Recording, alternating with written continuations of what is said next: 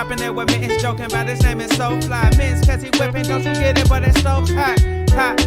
Now let this be a lesson, professing. He handling and hitting his possession. Ooh, what you cooking?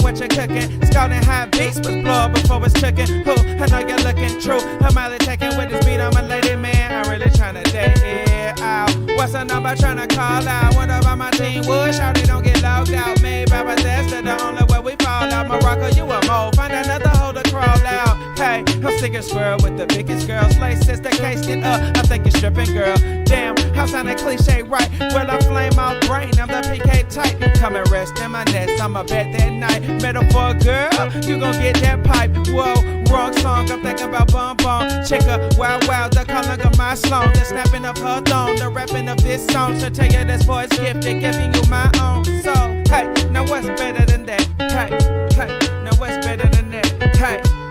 And it don't stop. Coast Crew gon' rock and it don't stop. Coast Crew gon' rock and it don't stop. I'm just a nerd. Hey, hey, hey, hey, and it don't stop. Coast Crew gon' rock and it don't stop. Coast Crew gon' rock and it don't stop. I'm just a nerd shouting. Hey, hey, I'm just a nerd shouting. Hey, hey, I'm just a nerd shouting. Street Fighter 2, that is my dude. Dark Cloud 2, that is the new. I like RPGs and everything.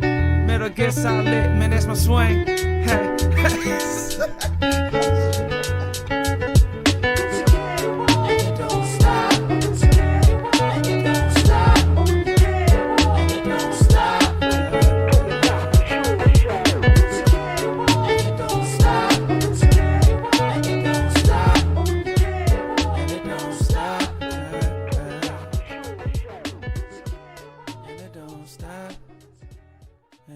stop, and it don't stop. Hey, hey. All right, so I think that was a fair song to go ahead and start us off with. Kind of feels like streaming in a lot of ways, but it's not. Good afternoon, good morning, good evening. This is DSP News. This is the Snort Report, brought to you by SnortBucks Coffee Company, the best beverage company, and all of our affiliates. I'm your host, GTG, and it's been a while. I realize that it's been like 8 or 9 months, if I remember correctly. I was, excuse me, I'm still a bit under the weather, but you know, it wouldn't be a GTG video in the fall if I wasn't sick, right? Right. I think where I last left off from a video standpoint, it was after the side scroller interview, and so much has happened since then. We've had the Craig interview, which turned out to be an absolute fucking gold mine, with one of the legendary quotes that came out of that was, it doesn't matter if it's the truth or not, I gave you an answer, which is insanity. Smelt that. It's still an answer. It doesn't matter if it's honesty or not. It's still an answer. Smelt that. It's still an answer. It doesn't matter if it's honesty or not. It's still an answer. To be honest, that any functioning human being would use that as an excuse for lying to two people and their audience, I should say, for what, 5+ hours, and then got butthurt that the next day they didn't believe him, and he got mad at that. On top of the fact that he holds on to this ridiculous narrative about, I would have sent you the WWE Champions information if you would have answered your email. But we know now that he couldn't have done that. We're gonna go on a bit of a tangent here because it's been a while, right? It's been a while, and apparently I lost my title for long form content king, so now I got to get that back. Which is kind of funny, actually, to be honest, but that's all right. You know what I'm saying? Steve's healing up nicely and whatnot, so it's not like there'll be an unfair advantage either which way. But with that being said, though, ladies and gentlemen, welcome to my TED Talk. So before we get into what the subject at hand is, which is essentially just me speaking in a very long form sort of way, which is what I do, right? Let's talk a little bit about this nonsense with the Stuttering Craig interview, the follow-up to the side scroller interview. And like I said, there was a bunch of nonsense that was in that, but the main thing was lying to a group of people for 5 hours and justifying it as it doesn't matter if it was the truth or not. It was an answer, which is insanity. But I think it fits into DSP's psyche and how he carries and conducts himself quite well.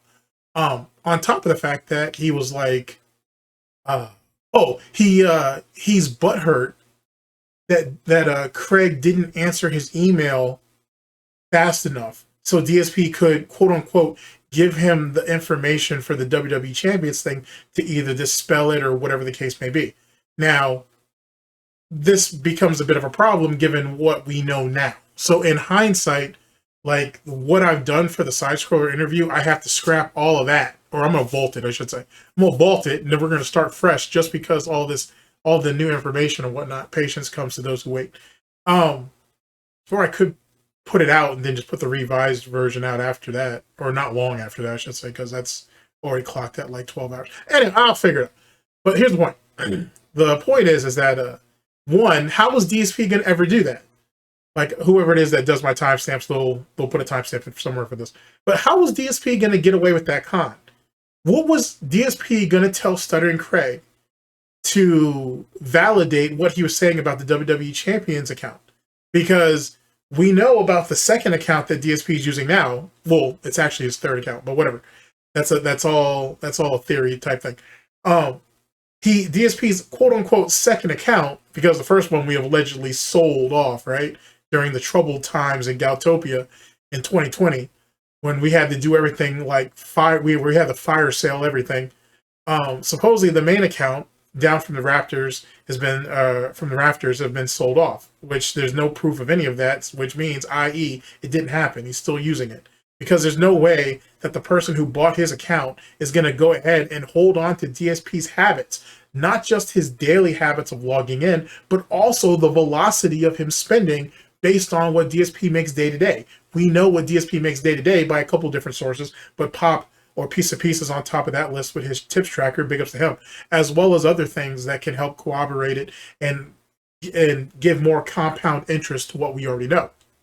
So what account was DSP going to show Craig that was going to somehow validate DSP's lie, which he ends up admitting later that he lied to side scrollers for multiple hours, that he was telling the truth, which goes back to the crazy shit with the Craig interview. Why are you mad at Stuttering Craig for calling you a liar the next day when you eventually ended up admitting that you are a liar, that you do have the account, or that was you the entire time? You've clearly still been playing and whatnot. What account were you going to show Stuttering Craig? And here's the crazy part. When DSP made his new account for WWE Champions that he plays on stream now, he was confused on what email would he be able to use or what credentials he could be able to use to even make that account. But that right there must be bullshit because, or he was playing it up, because DSP more than likely, just like how he has multiple PayPal accounts, he more than likely has multiple, he has at least two WWE Champion accounts that we don't know about. I.e., we have his main account that he allegedly doesn't have, but we know he has.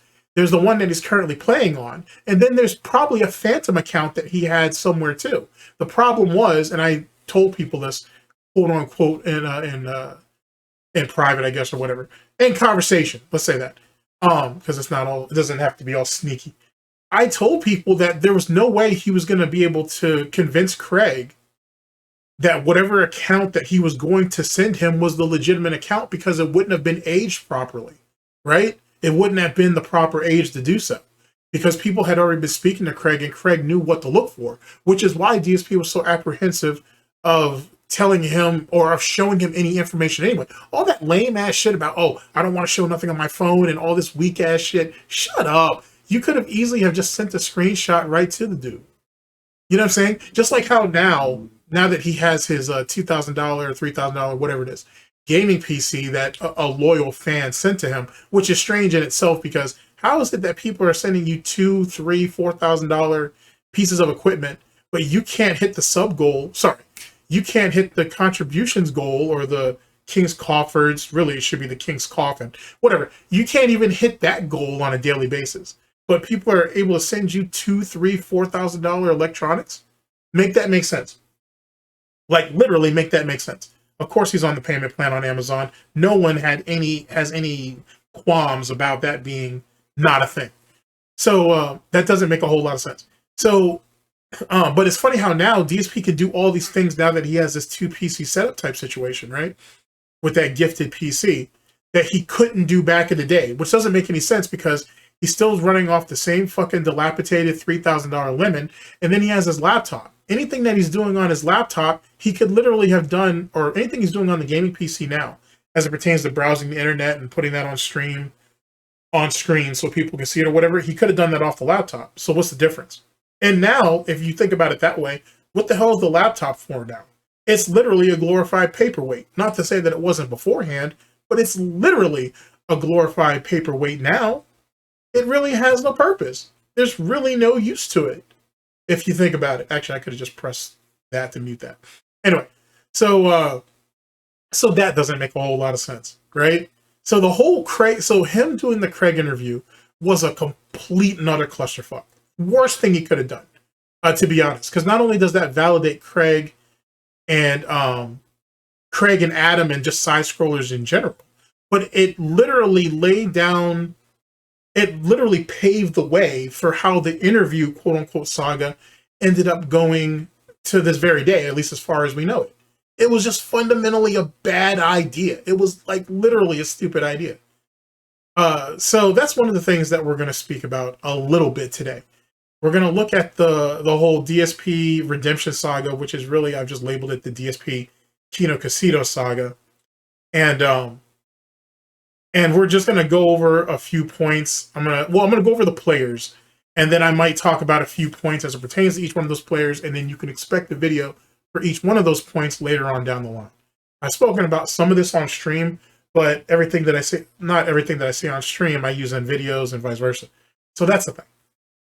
So hopefully you guys are doing well. Like I said, I'm going to pass out that SnortBucks like I normally do. You know how that works. And let's go ahead and actually get into it, because I have like this new little thing I've been messing with. A new little thing. I guess Rich knows a lot about that too. I'll fill you guys in on that maybe in another video. Or now you can ask Doody. He knows all about that shit. But Rich ain't sat there and got caught literally with his motherfucking pants down on some dumb shit, which is ironic in a bunch of ways, but let me ease up. Let's not let everything out the bag. So this is SnortBucks, welcome to the SnortBucks planning board. SnortBucks coffee planning board is what I'm going to call this. And this is just something I threw together on this nifty little program. I saw Devin Nash, and he's been using it for a while. And I've just been like too lazy to go ahead and find out what it was. Didn't take long to use it though. It was pretty easy to put it together. And there's so much other shit I can do with it besides this. Anyway, just in case you don't know, it's called Obsidian. Really neat, kind of like, it's like a note-taking program, but there's other factors to it and whatnot. And then I'm using a plugin. It's called Exadraw or whatever. It's a free plugin for it or whatnot that you can use also, which is really neat. It's just a neat little thing. It's nothing serious though. I'm sure there's a bunch of programs that do it. I just like this one in particular. Anyway, so let's get to what our point is here. It is can't see my mouse, which is fine because it's not necessary. Okay, so what was the whole point of this whole of the whole Kino Casino DSP redemption arc, if you will, or the Darksydephil Kino Casino arc / or AKA the redemption arc, which is not a redemption arc, by the way, and I'll fill that in just a second. Excuse me, but it's not a redemption arc. It's a terrible decision that DSP's made, and truth be told, I think Kino Casino, PPP in particular, whatever it was that he expected to come out of this little experiment / pet project didn't pay off. I'll speak on that in a minute. But anyway, what was the whole point of all this? It was content farming. That's literally all this was. Sit back, you guys, all we had to do, quote unquote, was to sit back and wait. There were so many players on the board, right? There's so many fucking players on the board that no one really had to do anything. You just sit back, you go ahead and let the content, you let the cows essentially just go into the barn, get themselves milked or whatever, and then you go ahead and determine the quality of the milk and if not. You didn't have to really interject yourself. You didn't have to sit there and make any additional points. Just sit back and just sit back and wait for the fucking harvest. Now, some people did that. Some people didn't, which is expected, to be honest with you.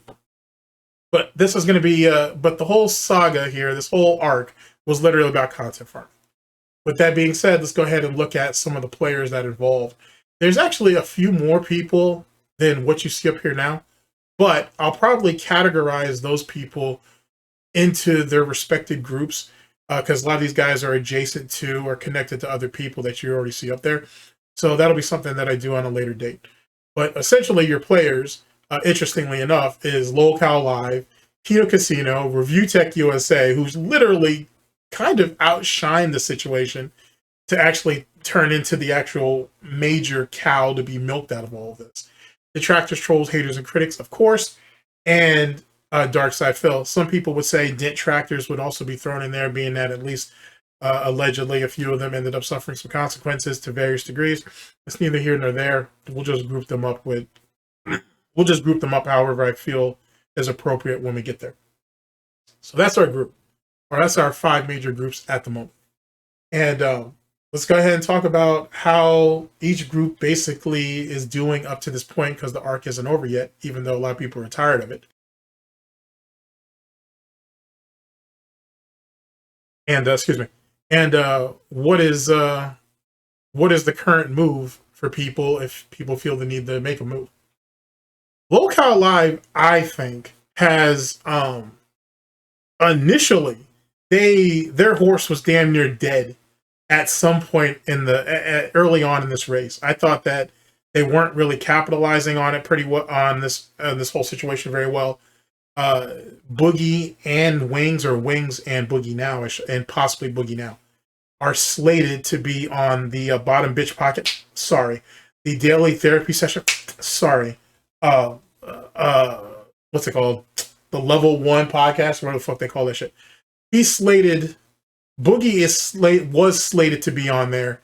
He says he don't want to do that now because DSP is just not living up to the circumstances, but he's kind of changed that view in the last week or two at the time that I'm recording this. Wings is still slated to go up there, but Wings ain't sat there and got himself messed up in some way, shape, or form.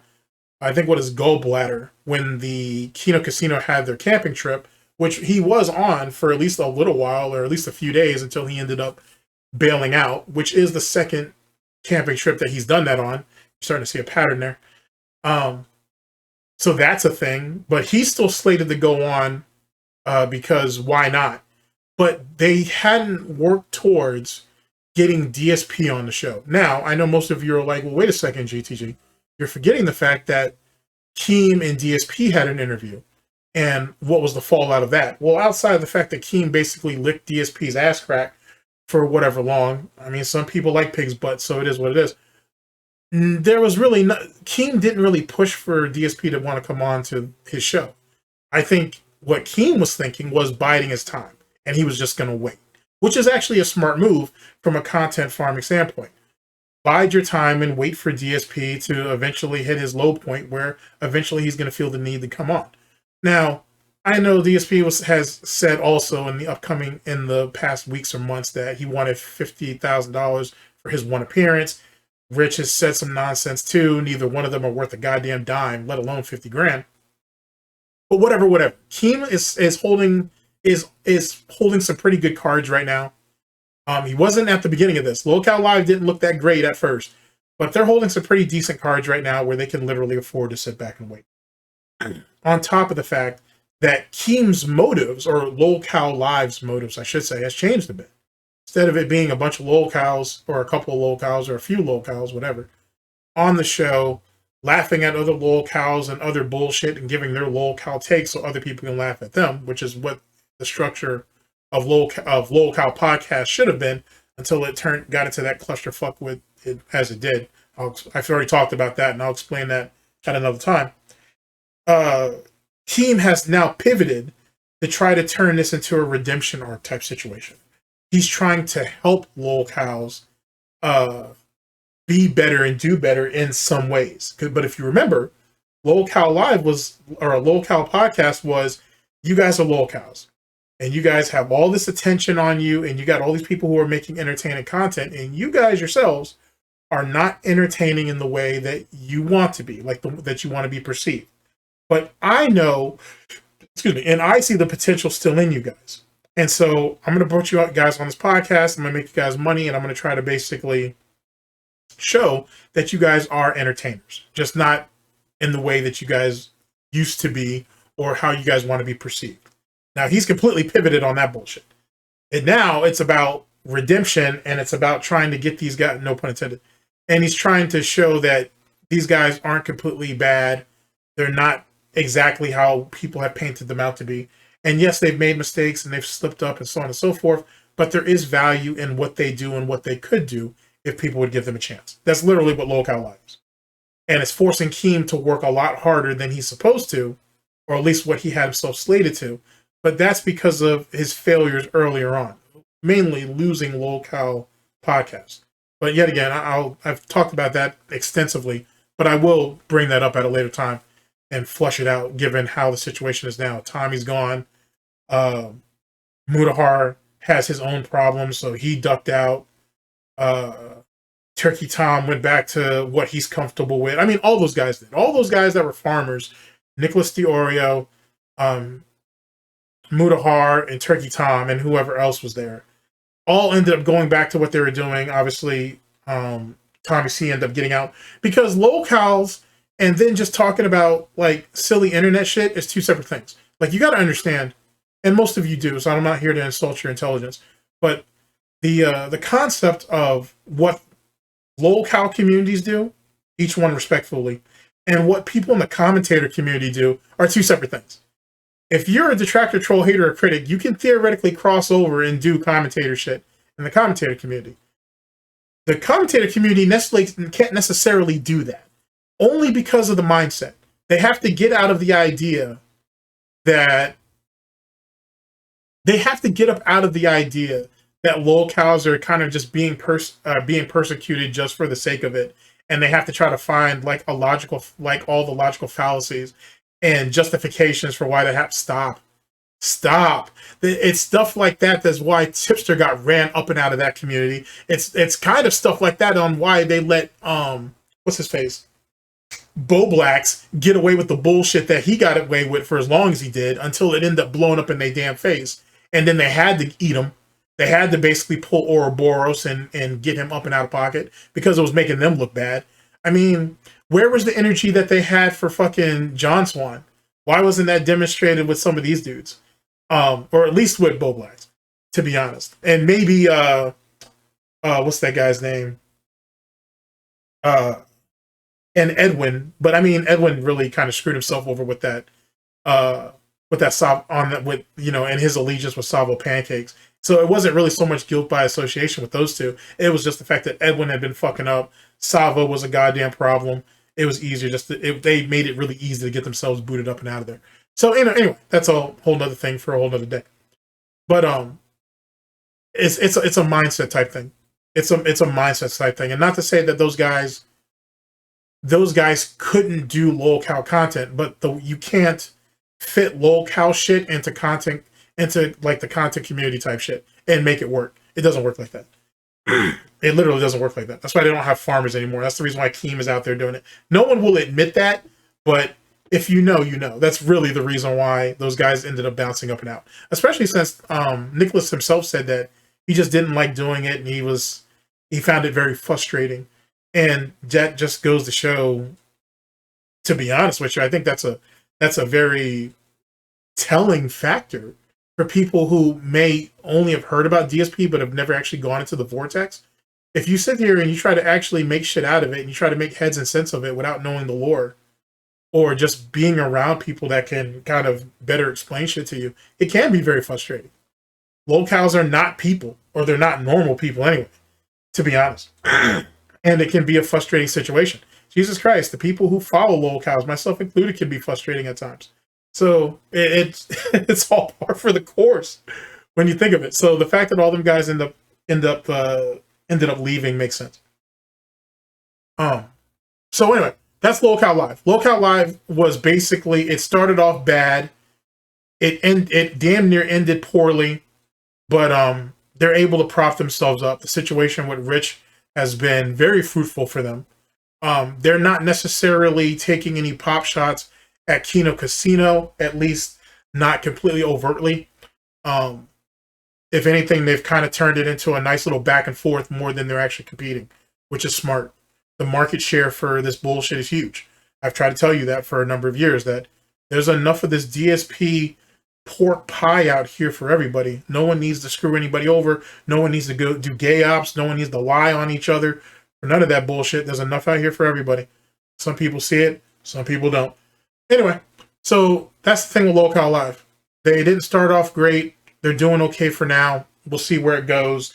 They're starting to get bored of the Rich situation. I kind of understand that.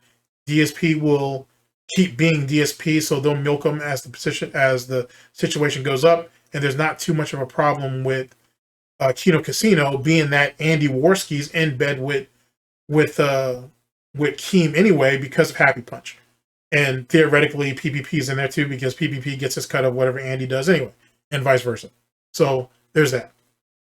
The next player on there is Kino Casino, the one who kicked off all this nonsense, the one that gave DSP the confidence to basically revert back to the piece of shit that he tried to say that he hasn't been for a number of years, and for DSP to go ahead and quote unquote snatch his crown as the king of hate from Ethan Ralph. But theoretically, that's not true because one, that crown's made for a female. That's a female's crown. It's a crown for a queen. So it wasn't like any of us had a problem seeing the bitch in you, Phil. But if that's what you were comfortable with wearing, so be it. Which means that Ethan Ralph is still the king of hate.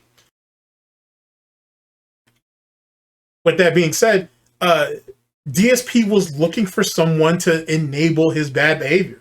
Or not even his bad behavior. Enable who he really is. So that whole DSP positive bullshit, that whole thing about I don't need to talk about Detractors, even though he always did and he always will. I don't need to react to their content. They don't have content. We all know where that was going to go. I'm just trying to stay here and make, quality content for my fans and all that bullshit. Fuck all that. All that's trash.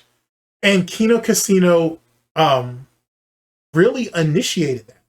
To be honest with you, PvP mainly, really gave DSP the quote-unquote confidence or the green light to, hey, buddy, be who you are and rake in the cash either which way. What's the point of you running around here lying and faking and shit? Just say what you feel like you want to say that you really believe in and stop with the fake shit. The same shit, ironically enough, Ethan Ralph tried to tell Monday Matt back in like 2017, 2018, whenever that was, on the kill stream when they caught Monday Matt on his flaggetry bullshit. And I remember that shit vividly. I did a video on it. But I remember that shit vividly when Ethan told Monday Matt, hey man, you're never going to be on the other side of this. You're never going to be mainstream. You're not going to be into that bullshit. You clearly have opinions. You clearly have your own biases or whatever the case may be. You clearly can think for yourself. Stop the fence sitting and just go out there and say what you actually feel. And people will probably support you. Which, truth be told, Ethan Ralph was right. That would have been if any of you guys heard any of the Monday Matt leaks from Discord, that dude is fucking hilarious, to be honest with you. He's a hateful piece of shit, but he's funny as fuck, to be honest with you. As it pertains to some of the dumb shit he says. He should go ahead and should have gone with it. Now he shuttles people around. It is what it is. It's a real job for him. It is what it is. Actually, now that I pointed that out, and I was going to save this for the ReviewTechUSA part, which is coming up next, but I do want to point this out for any of you who haven't seen it. One night, this was a while ago. This is either before Rich ain't sat there and fucked around and got himself got himself caught up in the vortex with Detractors. It was either before that or after. So it was either in January of 2024, our current year, or it was after February. But anyway, Rich was streaming. Monday Matt was in the chat. He calls in, and they talk a little bit. But the main part of that I found incredibly interesting is when Monday Matt was talking about, yeah, man, I have a real job now. You know what I'm saying? And I like it. You know what I'm saying? He says he enjoys it. He finds it meaningful. It is what it is. he's basically become a normie in that way. Now, Monday Matt still does content, or at least still streams, but the dream of being successful on YouTube or on the internet in general has faded from him because he's been slapped with reality. The dude has kids. The dude has a mortgage. The dude has bills. And unlike Rich, who can stay at home and have mommy and daddy take care of his kids and whatever other responsibilities, Monday Matt has to go out there and get shit done, despite his hatred for blacks and others. Anyway, and as Monday Matt is talking and telling Rich about this, you can see Rich, you can literally see Rich's hopes and whatever the fuck die. Like, that's when I think Rich really started to lose himself. It's one of the times, I should say. Talking to Monday Matt and being faced with the reality of, holy shit, my time is up and I'm really going to have to go out there and get a real job, and I'm not going to be the quote unquote success that I keep telling everybody. Because let's be honest, Rich, that music career and all that other bullshit that those people in your fucking Discord, Rich, or those people in your Twitter DMs try to gas you up on, put that battery in your back, stop. Your music's trash. Your sense of music is trash. You have no talent. You didn't, all these years you've been on the internet, all these years you've been quote unquote in tech, and you never learned anything. You're just like DSP, which is the whole point of the Rich situation, but we'll get to that. But I think that particular moment is what scared Rich. It scared the shit out of him, because he literally was looking at his own quote unquote internet mortality in the face, looking at Monday Matt. And I think it was a hard pill for him to swallow, to be honest with you. And then given what the situation is now, you spent years upon years upon years shitting on DSP for shit, and then it comes out that you've been doing dirt, is even more hilarious. But that's neither here nor there. Kino Casino and this project with DSP, let me get back on course here. All they did was enable him, or they allowed him, or they gave him the confidence to be the piece of shit that he always was. And in doing so, I think they were going to content farm him against Ethan Ralph, against Cog, and obviously against Rich. But it failed on multiple fronts, mainly because DSP is a useless piece of garbage. I don't know how many times I need to tell this to people, or how many times that it needs to be said, but I'm going to keep saying it. DSP is useless. All DSP did with Kino Casino is he became a parasite that eventually evolved into cancer, and which is what he is. He's cancer. He evolved into cancer, and he's slowly but surely killing them. He ain't siphoned money off of them. He ain't siphoned pay pigs off of them. And truth be told, a lot of people feel that DSP's quote unquote participation in their content has progressively made their content worse, which is wild. It's wild that something like that's happened. But then again, when you look at their content with DSP's in it, outside of the situation with Rich, and even then, it was lazy on DSP's part. He really wasn't doing anything. He was just taking his pop shots in to get his get back on Rich for all these years, but didn't even really fully commit to it. You know what I'm saying? He still tried to play it safe, and he basically forced PPP and Andy, who also had a beef with Rich, to go ahead and push the narrative, and for them to do all the digging while DSP basically reaped the rewards. And that's all that's literally sums up the whole relationship between DSP and Kino Casino. DSP is literally riding their coattails, collecting his money, collecting his pay pigs, their pay pigs, one by one, and he's doing the minimum, bare minimum, if even. Look at the first game they played together, that Chained Together game or whatever. DSP literally sat back and was the fucktard that we know him to be, and Andy and PPP did all the work. And I know Andy for sure caught on to that. PPP was probably getting annoyed by it, but they kept him on because they were hoping to build him up to get him to the Medicare situation, which didn't happen. We'll get to that. So that's literally what our situation is with that. He's a parasite. He's a cancer to those people. The content has in some ways suffered with DSP's interaction, not just with them on stream, but even in the chat. It's not, if you look at what they were prior to August and you look at them now, it's not the same. And people in their audience don't feel the same. They don't like the fact that DSP is really over there at times. They don't feel like he adds anything to the content. They also feel like, the content itself has actually suffered because they took all that time off in September, which made sense. That was actually a smart move. They took all that time off in September. DSP basically imploded in a month and whatnot, even though he made his money in the pay pigs from Kino Casino, and the whales did show up in support. Literally, DSP basically imploded on himself, which is what it was expected, because if he's not propped up by somebody, he doesn't know what to do with himself. All those interviews and everything were horrible. Terrible, terrible, terrible. He had no structure. The whole agenda was to bring those people in and to ask and get apologies, basically. Either that or take the knee while still trying to get an apology out of them, so at least he feels like he walked away with something. We'll speak about that when we get over there. It was lame. It was a waste of time. They lost money. The audience suffered. The content suffered. It wasn't very good. I don't see a lot of upside for PPP and Andy or the casino at large with DSP's inclusion in it. And the fact that DSP was purposely putting himself in a situation where he allowed them to do all the talking and then he just snorted in every once in a while was crazy. It was crazy how that happened. Even when PPP tried to press him on certain subjects, DSP basically stayed mute. You know what I'm saying? Or he gave the bare minimum response so he couldn't be bogged down on anything. Look at when fucking DSP defended that pedophile fucking Derek. Look at that shit.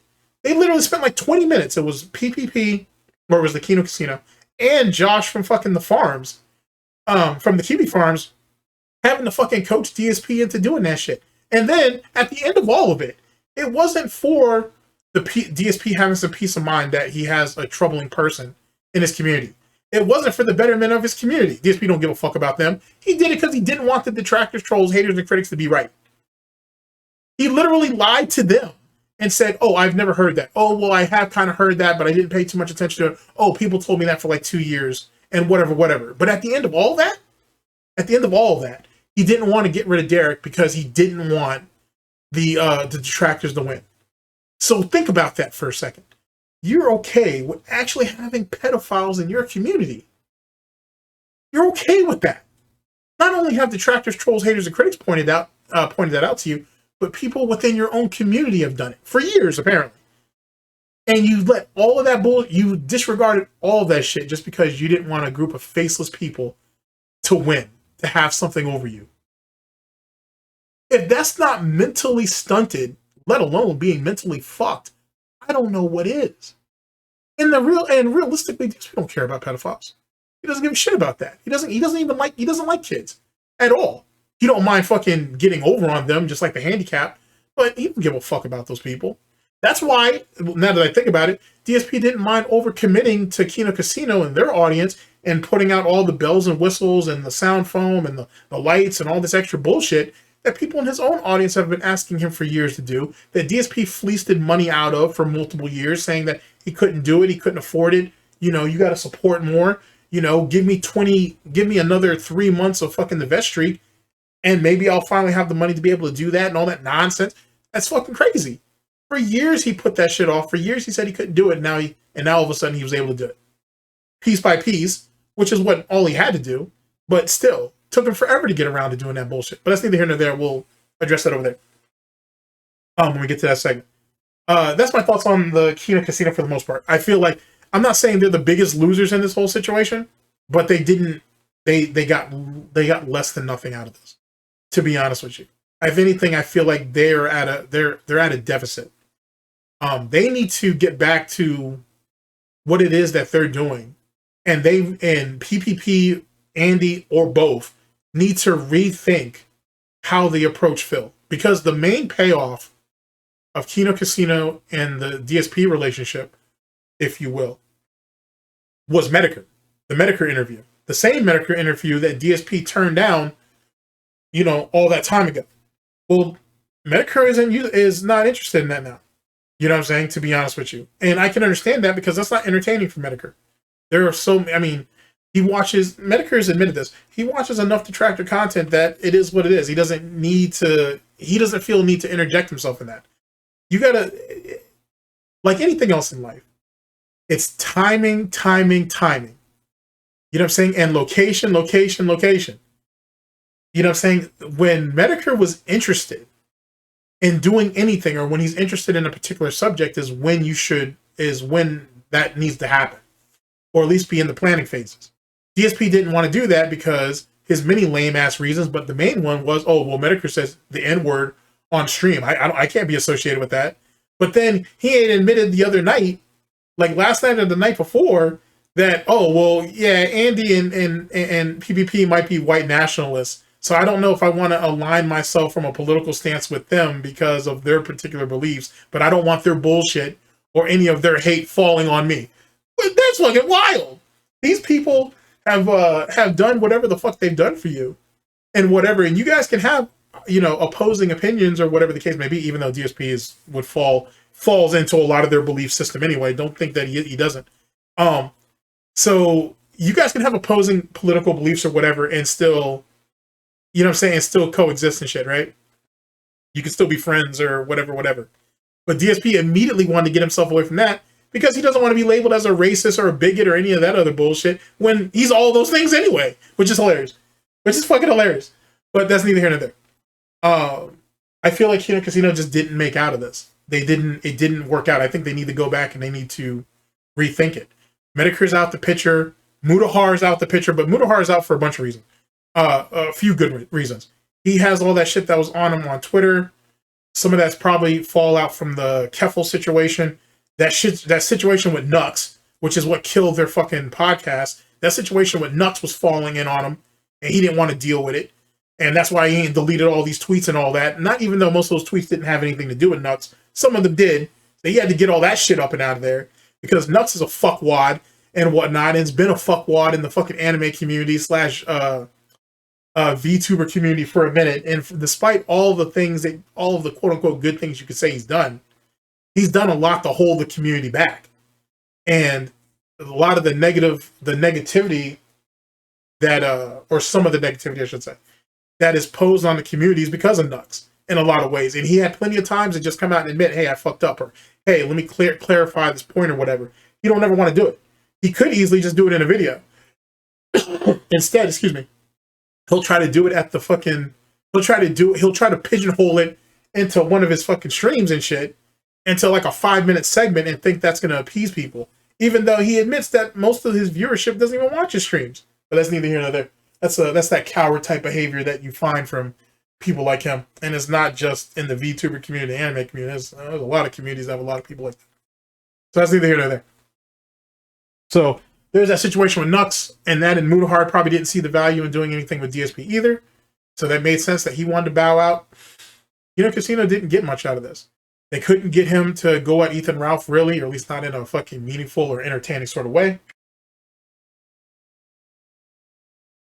DSP tried to make an attempt at the COG situation and failed miserably. COG made his little $500 or whatever it was on that one particular stream.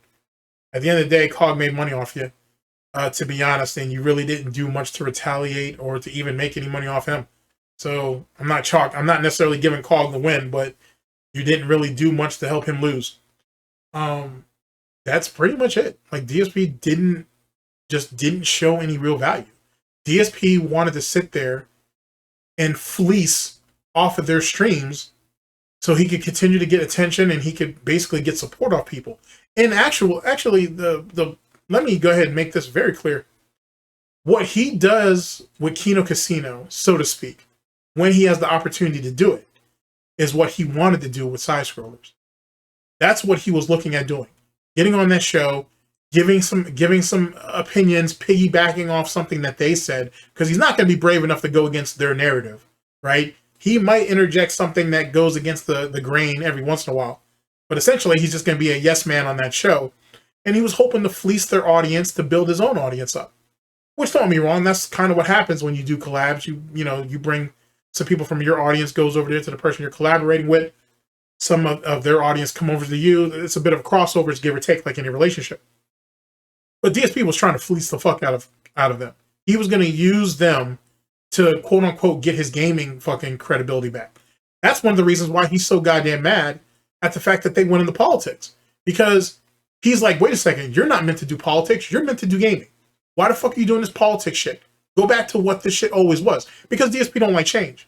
And once DSP has an idea of what you are and who you are in his head, he don't want to change it. And he has no, which is crazy, Because he sits there and tells people, I'm not like how I was 10 years ago, even though, of course, he is. He's worse, to be honest with you. But I'm not like how I was 10 years ago. I'm not like how I was 7 years ago. I'm not like how I was 5 years ago. People change, you know what I'm saying? And this, that, and the third, and I'm trying to get better, yada, yada, yada, yada. He keeps trying, but he never does anything. But yet other people can't change, and it can't pivot, and can't do whatever. They still talk about gaming over there. But it's very clear that show was going to go political. It's very clear. That's why Razor Fist he falls into that segment really well over there. You know what I'm saying? Like, that's the reason why they bring him on. That's the reason why they keep bringing him on. And that's what DSP wanted. He wanted that reoccurring guest type situation. Like, you know how everybody says that DSP desperately wants to be the third seat for Kino Casino, which is true. That's what DSP wanted over there with Stutter and Craig and Side Scrollers. And he was going to use their resources. He was going to eventually try to use their connections to try to build himself back up while piggybacking off the show, while contributing the bare minimum. You know what I'm saying? And DSP would always hide behind the fallacy that, oh, I've been here, you know, probably longer than most of you, or as long as some of you. I put in my time. I've been here since damn near the beginning. Because DSP will always fall back on what old DSP did, while not really capitalizing on anything that current DSP is doing. Because he can't. You know what I'm saying? And that's why future DSP constantly gets fucked over. But that's neither here nor there. So that's the thing with Kino Casino. I feel like they didn't get much out of this, to be honest with you. But they're not the big, but they get the consolation prize of ReviewTechUSA. The ReviewTechUSA shit was incredibly fruitful. And the ReviewTechUSA thing put a spotlight on ReviewTech that has needed to be on him for a long ass time. With that being said, let's go ahead and transition into the third monkey in the circus. ReviewTechUSA, Rich. Rich is a goddamn fuck up. Anybody who supports Rich, I can't feel sorry for you. Like, the signs have been there. Like, Rich has a history. A rich, no pun intended, a rich history of LOLCOW. This guy's been spilling milk for a long ass time. The difference is he's a coward. And when the shit gets too hot, he just gets himself the fuck up out of the kitchen and he hides in the living room for however long he needs to and keeps his head down until shit's safe. And then he'll run and do some DSP content to show that he's better than DSP until he can get his confidence up. And then he's right back to whatever the fuck he was doing. Rich has done that for years. For fucking years. You know what I'm saying? He's always been this way. And don't get me wrong, I'm not saying that Rich hasn't made points about fucking DSP. He has. Some of the points that he makes lately is just him parroting what he's heard from another detractor. But back in the day, he used to have some decent points. That still didn't change anything. He was still a piece of shit. He was still a massive piece of shit. Running around here, flagging people who had opinions of him, taking people's channels down, taking people's videos down, plotting on gay ops and bullshit. He's done all of that. He probably still does that shit. Rich is what he is, and he'll never fucking change. The thing is we didn't know how much of a piece of shit that he was to his own family. You know what I'm saying? Rich has this woman, has his baby's mom, who is sitting here messaging other women saying that you need to leave Rich alone. We have something, and this could work out if you guys were in the picture. I mean, she has kids with him, so I understand that she wants to preserve, she believes that if she can get some of the distractions out of Rich's life, that they can actually make a life for themselves, even though Rich is never going to do that because Rich is scared of commitment, because Rich is a coward. You know what I'm saying? Rich is a fucking coward. He's always been a coward. He ain't pumped all those kids into you, not because he loves you, not because he even cares about those kids, just so he has something to fucking shield himself with when shit gets bad later. The same reason why DSP and fucking Wings of Redemption got married. They both got married, for one, so they could have someone that could take care of them, and two, so they could have someone they could leech off of, and three, so they could have someone to shield themselves from criticism or whatever and whatnot. And Kelly's starting to see that. I think Kat already knows that, but that's an arrangement. Kat and DSP are not a married couple. They're not in a relationship. They're in an arrangement. This is a partnership. That's all it is. Because explain to me how she ain't put on all of that weight in 5 years. And I know there's a narrative going around now that DSP had her pack on all that weight so he could make himself look better and look skinnier, whatever. I don't think that's what the case is. I think he did fatten her up to discourage her from looking anywhere else, because Kat has a history of cheating. Look at the Superwoman situation. You think DSP really trusts her? No, not at all. Because as soon as a better option comes about, she gonna pick up and bounce, as any person probably would. So what did he do? Make things as convenient for her as possible. She's probably not working full-time. She's probably working part-time, if she's even working. Make things as convenient, as comfortable as possible, and if she fattens herself up, so be it. Because when she was going to the gym, this was early on in the relationship, she had all that confidence, I guess, and she was wanting to go out and do things. The moment he cut that off, she still didn't budge. Okay, well, I want an exercise bike. DSP's parents paid for that. Gave that to her for a Christmas gift. Either a birthday gift or a Christmas gift. He ends up fucking purposely botching that shit, then taking the money from that and spending it on his bills. And he's been stuffing her with fucking DoorDash like a fucking Thanksgiving turkey ever since. And she just resigned herself to it. She's too heavy to do anything about it now. So it makes me think that she probably got a bunch of health issues and problems, because when she was up there those few times, she didn't look great. And not because the heavy-setted thing or whatever. I'm not white knighting for her. Let all do that. But, like, she definitely didn't look great. Like, she didn't look healthy. And not because she was just heavy. Like she didn't look healthy. Like, you know what I'm saying? Like, there were some issues there. And that's very, very obvious. And that's very, very sad. Because she didn't come into this quote-unquote relationship like that. And she's probably going to leave this relationship in a box. If not, with a bunch of fucking issues that she's going to have a hard time getting over. And that's unfortunate. And that's really, really unfortunate. That's really fucking sad that that's how that's going to play out. But, I mean, it is what it is, right? So, there's that. It's just a sad situation all around. It's just a really sad situation all around. But anyway, back to Rich. Rich ain't about shit. He's never really been about shit, and he'll never really be about shit. To be honest. He is what he is. You know what I'm saying? And the fact that it took so long for people to see it is crazy.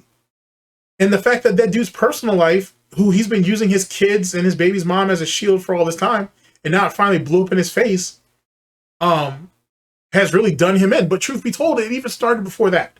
Because you had the fallout with Detractors.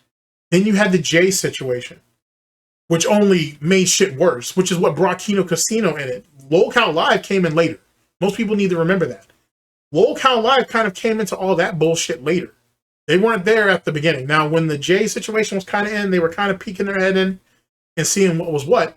But essentially, they were just sitting back chilling and whatnot. It was really Kino Casino who picked up the baton and ran with that. Right? As well as all the detractors, trolls, haters, and critics that Rich pissed off for no goddamn reason. And then the people that Rich is aligned with, they can't help him. And how could they? They're not going to go against the detractor community. You know what I'm saying? Some of them are part of it. So they're not going to do that. You know what I'm saying? You don't fucking shit in your own fucking bed. To be honest with you, even though being aligned with him kind of does so. How are you going to sit there and criticize one LOLCOW when you guys are in bed with a LOLCOW? Whatever. I don't understand that nonsense. But that was wild. Fucking wild. So Rich made mistake after mistake after mistake. And it came back to haunt him with the Jay situation and going against Detractors. And then the old shit that people like myself and even Rich's own detractors, or whatever you want to call them, detractors, trolls, haters, and critics, have they been preaching for years? That shit eventually came back on him. And it just made it all look worse. And a lot of Rich's behavior now can be explained from the shit that he did back then. Just like how I tell you guys, DSP's lore is a fucking gold mine. But it's also a roadmap to why he acts the way he acts. And he's progressively gotten worse. As his mental durability has deteriorated, amongst other things, he's fundamentally let himself go. He can't put on the veneer of being a positive person or a good person or whatever. Not to say he was ever good at it in the first place. But he doesn't have the mental dexterity. He doesn't have the mental endurance to do it anymore. He just doesn't care. That's the whole situation about lying to people, right? He don't care. His excuse now is, yeah, I lied to you guys about a bunch of shit, but none of you guys care now, so who gives a fuck? So it wasn't that big of a deal. That's a wild thing to say to people. That's a wild thing to come out and admit that, yeah, I've been lying to you guys for years, and you guys don't care now, so it's all what's done is done. Where's the apology at then, Phil? How do we know that you're not lying now? These are things that these dents should be asking. Some of them probably have, and they've probably gotten booted out and become refugees and shit. But for the rest of them, they just kind of fell in line, and it is what it is. I said a while ago, I think I said it on stream, that sooner than later, DSP is going to end up doing WWE content, because once he finally gets like pinned down that it is his account and that's what he's been doing, you'll have a couple of fucking LOLCOW, you'll have a couple of pay pigs and a couple of whales and a couple of people in his audience that'll get mad about it. A few of them may even have the gumption or the guile to leave, and the rest of them will be like, all right, whatever. And some of them will just say, well, why don't you just do it as content now?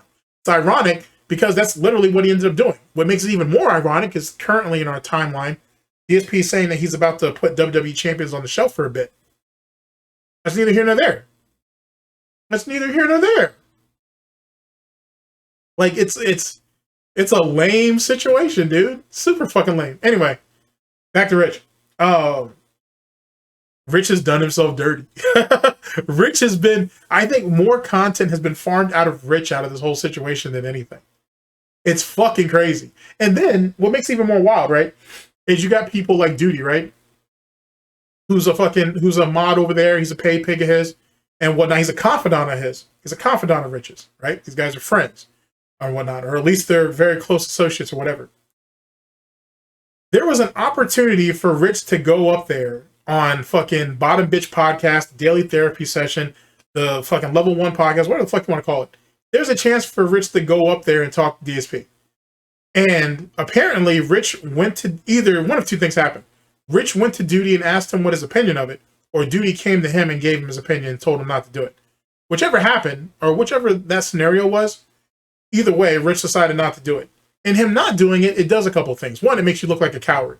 Two, this was the best opportunity that you had to kind of try to shift some of the blame off of yourself with what Kino Casino and fucking and LOLCOW Live and the Detractors, Trolls, Haters, Critics, what these three different groups are doing to you, and actually farming some fucking interesting content, maybe even, and I dare say, some entertaining content by grilling DSP. But at the same time, I think Doody asked him not to do it for a few reasons. One, I think Doody thought that Rich was going to go up there and embarrass himself. Because if Rich goes up there sloshed and under the influence like he usually is, he's going to fuck around and he's going to fuck around. He's going to say a bunch of inaccurate shit. DSP is going to sit there and pick the fucking smallest details, despite how much of it's right. He'll pick out all the details that are wrong, right? And then turn the stone. And then eventually just cut Rich off and then probably just boot him out. If Rich comes up there sober, right, DSP is not going to like his energy, and DSP is going to sit there and just play victim on him, and that's literally going to end up being the narrative, and Rich isn't going to be able to do anything to change it, because Rich will be so far into his feelings at that point. If you've seen Rich on stream as of late, you know what I'm talking about. Rich will be so far into his feelings that by the time he reads the room and figures out, holy shit, I need to backpedal before DSP has complete control of the narrative, DSP's victim complex would be in full swing, and Rich is just going to look like a fucking idiot. And then DSP will turn all of the nonsense that Rich has been doing up to that point onto him. And then Rich is in a fucked up spot, because now Rich either has to agree with DSP and apologize, which is going to make him look weak, or he's going to have to throw Doody under the bus, which he's probably going to end up doing that to him anyway later on. So it doesn't even matter, because that's what Rich does to everybody. Rich throws everybody that's ever been affiliated with him under the bus, just like DSP does. And that's what and I'm giving Doody probably way too much credit with this one, but the next option is Doody didn't want Rich to go up there because he didn't want people to see how similar ReviewTechUSA and Darksydephil really is. Now that's probably me giving fucking Doody a way too much goddamn credit, especially given when he pulled not long ago. But that's neither here nor there. That's probably me giving him way too much credit, but that's probably what ended up happening. It's a possibility. That's a possibility. And the truth is, if you're fucking Doody, that's something to be concerned about. You're in bed with a LOLCOW, and then he's up there talking to another LOLCOW, and then people just see literally in 4K exactly how similar these guys are. That doesn't look good for you. it makes people question, well, why are you a mod for him? Why are you supporting him? Why are you talking to him? Matter of fact, he's a LOLCOW in itself. Why are you even affiliated with him? It's going to bring too many questions on to Doody. So I think that's what the situation is on that, and I think that's what Doody is trying to safeguard. With that being said, let's go ahead and look at the other side of that coin. That didn't really do Doody any favors, because this is yet again about content farming. So, and Rich is a LOLCOW. Rich is out there to be harvested or milked or whatever the fuck you call it. Now, even if you were trying to do it for your own private stock or whatever the case may be, you kind of screw the pooch on that shit. Because by not letting Rich do the interview with DSP, you're talking about, oh, well, you wanted to do an interview with Rich and you could try to clear things up and probably try to clear your name on why you support a fucking LOLCOW and all that bullshit in the first place. But you could probably go ahead and, paint a new narrative or whatever the case may be. Well, first off, you didn't let Rich do the interviews with DSP, so you don't get any content out of that, nor does anybody else. Now, you doing a follow-up interview with Rich, even which you publicly admitting before you deleted the tweet, but you publicly admitting that you were the reason why that the initial interview with DSP didn't go down, doesn't spell good for you, because now people can just scrutinize you and your interview with Rich and say that you're basically just sweeping up for him, which you're a mod, so it's what's expected that you'd be doing anyway. So that don't look good. And then you're just not getting any content. You're literally not providing anything about anything, not for yourself, not for anybody else. You kneecapped yourself. Like, this doesn't even hurt the DSP detractor community. It just hurts you. It hurts you. Like, the fact that Rich even listened to you already shows how much of an idiot he is, because he needs to go out there and change the narrative about what's being said about him. It hurts you, and it makes you look silly, because Rich is a LOLCOW. You're supposed to be harvesting them. You're supposed to be milking them for content. And you had two different ways of doing that. And now no one's interested in either one. Doesn't matter now, especially given how bad, now that fucking allegedly Rich's fucking masturbation tape or pictures or whatever the fuck, I don't know, I'm not looking at it, I don't need to. Now that shit's floating around, that shit doesn't help anybody. So, I mean, whether you want to blame Doody for advising him to not do it, or you just want to look at Rich and say he's an idiot for not doing it, it doesn't even matter. They're both basically stuck. So Rich ain't screwed himself on that shit. And then even later on, now like I said, this tape is running around with Rich masturbating that he sent to some chick. That's funny, because Rich initially said he didn't know what anybody was talking about. Then he said that his brand new phone got hacked. Then Keem grilled him and said, hey, who was the video made for? Oh, I made it for, he made it for his baby's mom. Can't think of what her name is right now. But he made it for his baby's mom. Then ends up fucking completely and utterly abandoning that shit, and ends up admitting that he ends up sending it to some chick, right? Which is mistress number 2. The first one was like Betty Boo or something. She's been around Rich for a while, so if you know Rich's history, you at least know who she is. But then there's another woman that LOLCOW ended up finding out about, and the tape went to her. But here's the crazy part. Tipster ends up coming, because Tipster's making his rounds trying to collect scalps. He ends up jumping in on there, and he basically gave a fucking fantastic piece of information, basically saying, hey, Rich, hopefully no one comes out and says anything about anything that's going on with this. Rich is like, what the fuck you talk about? Who's who? Because that's what fucking Tipster does. Tipster runs around and talks to these random women on the internet and shit, on Twitter and Discord and all that bullshit. And there's probably some crossover on some of the women they've spoken to. So mistress number 2, as they call her, she's probably not the only one who has that tape or has that video that was sent to her. There's probably a few of them. And Rich knows that, and he's starting to get worried. So he ain't sat there. So Rich tried to lie to Keem and try to paint the narrative that he didn't know what was going on. He got hacked. Somebody in Arizona, someone in Canada, whatever the fuck. And then it actually comes out that, oh, well, I actually did send it to her, and this, that, and the third, and whatever. So now that's a problem. And then what I've been kind of building up to, which, yet again, the biggest failure, I wonder if Doody advised him to do this shit, fucking Rich's main channel's gone. That 1 million sub channel is gone. Now, keep in mind, there was all kinds of problems with that. He was sitting at like 1,020,000 for forever, and it never moved. So that looks suspicious. I mean, it was suspicious how he got to 1 million subs in the first place. So people thought that he was botting subs, which is probably what he was doing. To bring Tipster back into the picture, Tipster basically is like, hey, why'd you delete your fucking channel when you have all these fans out here that really enjoyed your content? Which was a great point that just about everybody who was worth their salt brought up. Maybe even Doody did too. Maybe Doody was like, hey, why the fuck did you delete this channel? You have fans out here who really like that content, and it's passive income. Why'd you do it? Well, Rich don't give a fuck about his fans. And then the real reason is that there was botting problems with ads and shit on there. And probably definitely with views, because he view bots his streams. But there was ad problems or botting of ads on his channel too.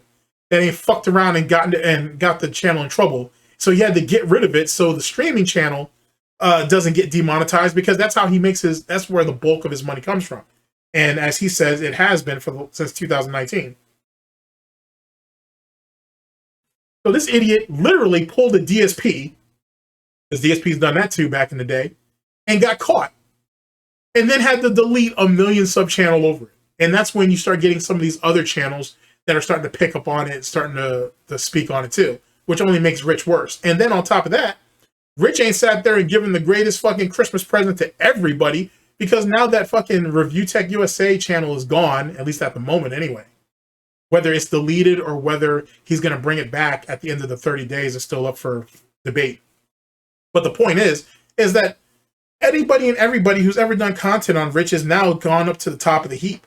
There's so many people out there that Doody can't even get his own review tech videos to get to the top of the heap to even control the narrative. And that's if Doody even trying to do that, or if he's just reporting on or just speaking on or just cutting up what was going on that day. Rich is fucked. Rich's legacy is going to be whatever someone else says about him, and he'll never be able to change it, which is ironic, because that's what DSP's legacy is. DSP is never going to ever have any control over what the narrative is that's about him. It'll always be what other people have said. And Rich is right there with him. Mr. I'm better than DSP. Mr. I've made some of the mistakes he's made, and I've learned from them, and this, that, and the third, all that bullshit. You ended up being you ended up at the bottom of the goddamn barrel with him. Ain't that crazy? Hallmarks of a real LOLCOW, to be honest. You're right there in the goddamn barrel with him. And no one can even fish you out. No one really even wants to. Because I don't hear Doody talking about wanting to do that interview no more. Hear that don't sound like that was a thing. I think Sly wanted to do an interview with you during the Jay situation. Then once more information came out about how much of a piece of shit you were, Sly was like, yeah, I'm out. Smart move on his part. He got out early before anything could really fall back on him. So that was smart on Sly. And I can't really fault him for that one. So the only person that Rich has in his fucking corner is Doody. And Doody can't help him. All because you had to be an asshole over that Mike Clumps, meaning Rich. All because Rich had to be an asshole over that Mike Clumps situation. That didn't even happen. This is probably never going to happen. Probably. But it didn't even happen. You had a spurg out over that shit. And then, you know what I'm saying, cry more hate army, cry more Snort Hogan, cry more blah, blah, blah, blah, blah, blah. And then you had all these detractors out here who wanted to smoke, and that was one to come on and talk to you, and you didn't want to talk to none of them. You just wanted to talk to fucking Hogan because you thought Hogan was easy. You thought he was going to be a soft target, and you thought, oh, I'll just go ahead and pick on him.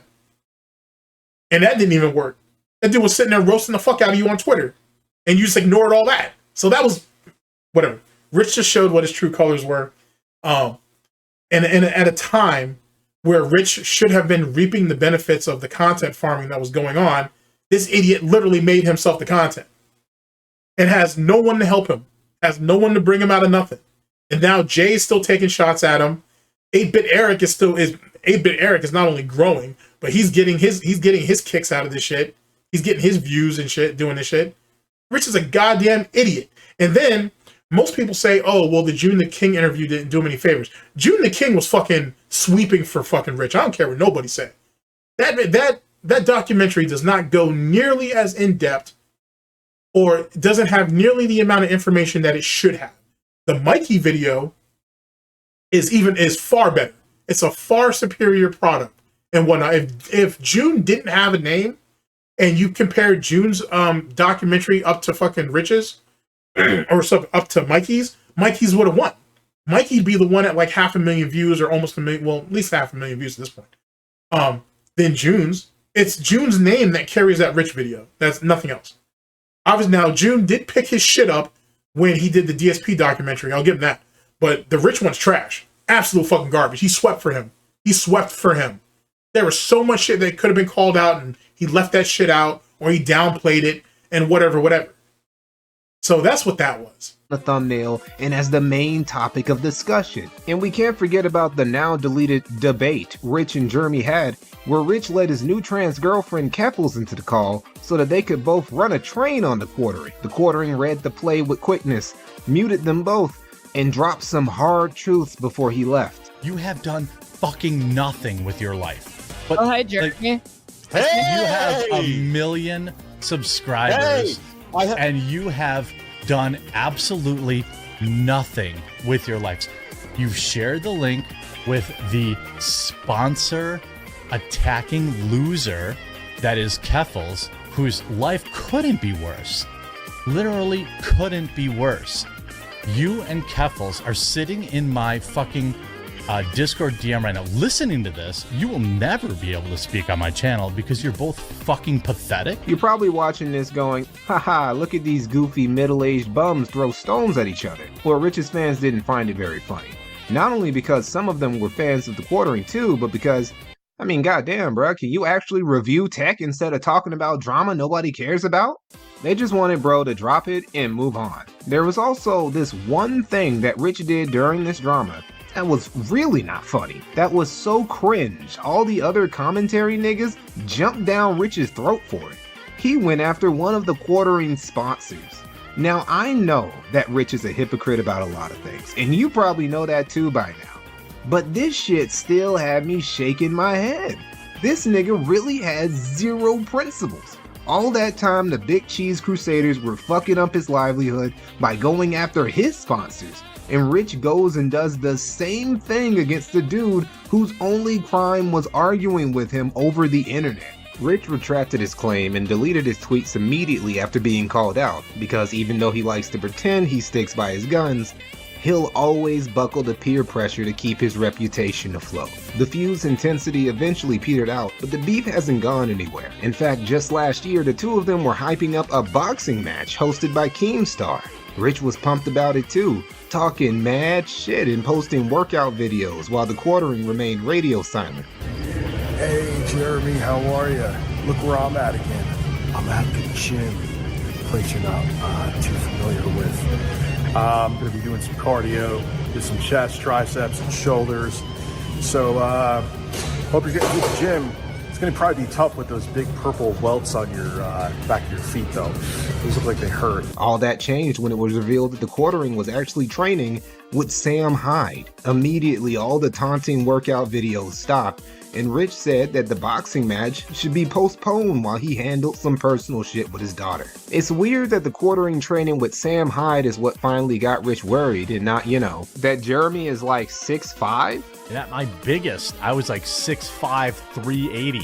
While Rich is barely 5'8". Even accounting for weight, that reach advantage would have been insane. Throughout all of this, Rich broke another golden rule during his beef with the quartering. Rule number 3, don't fight with trolls.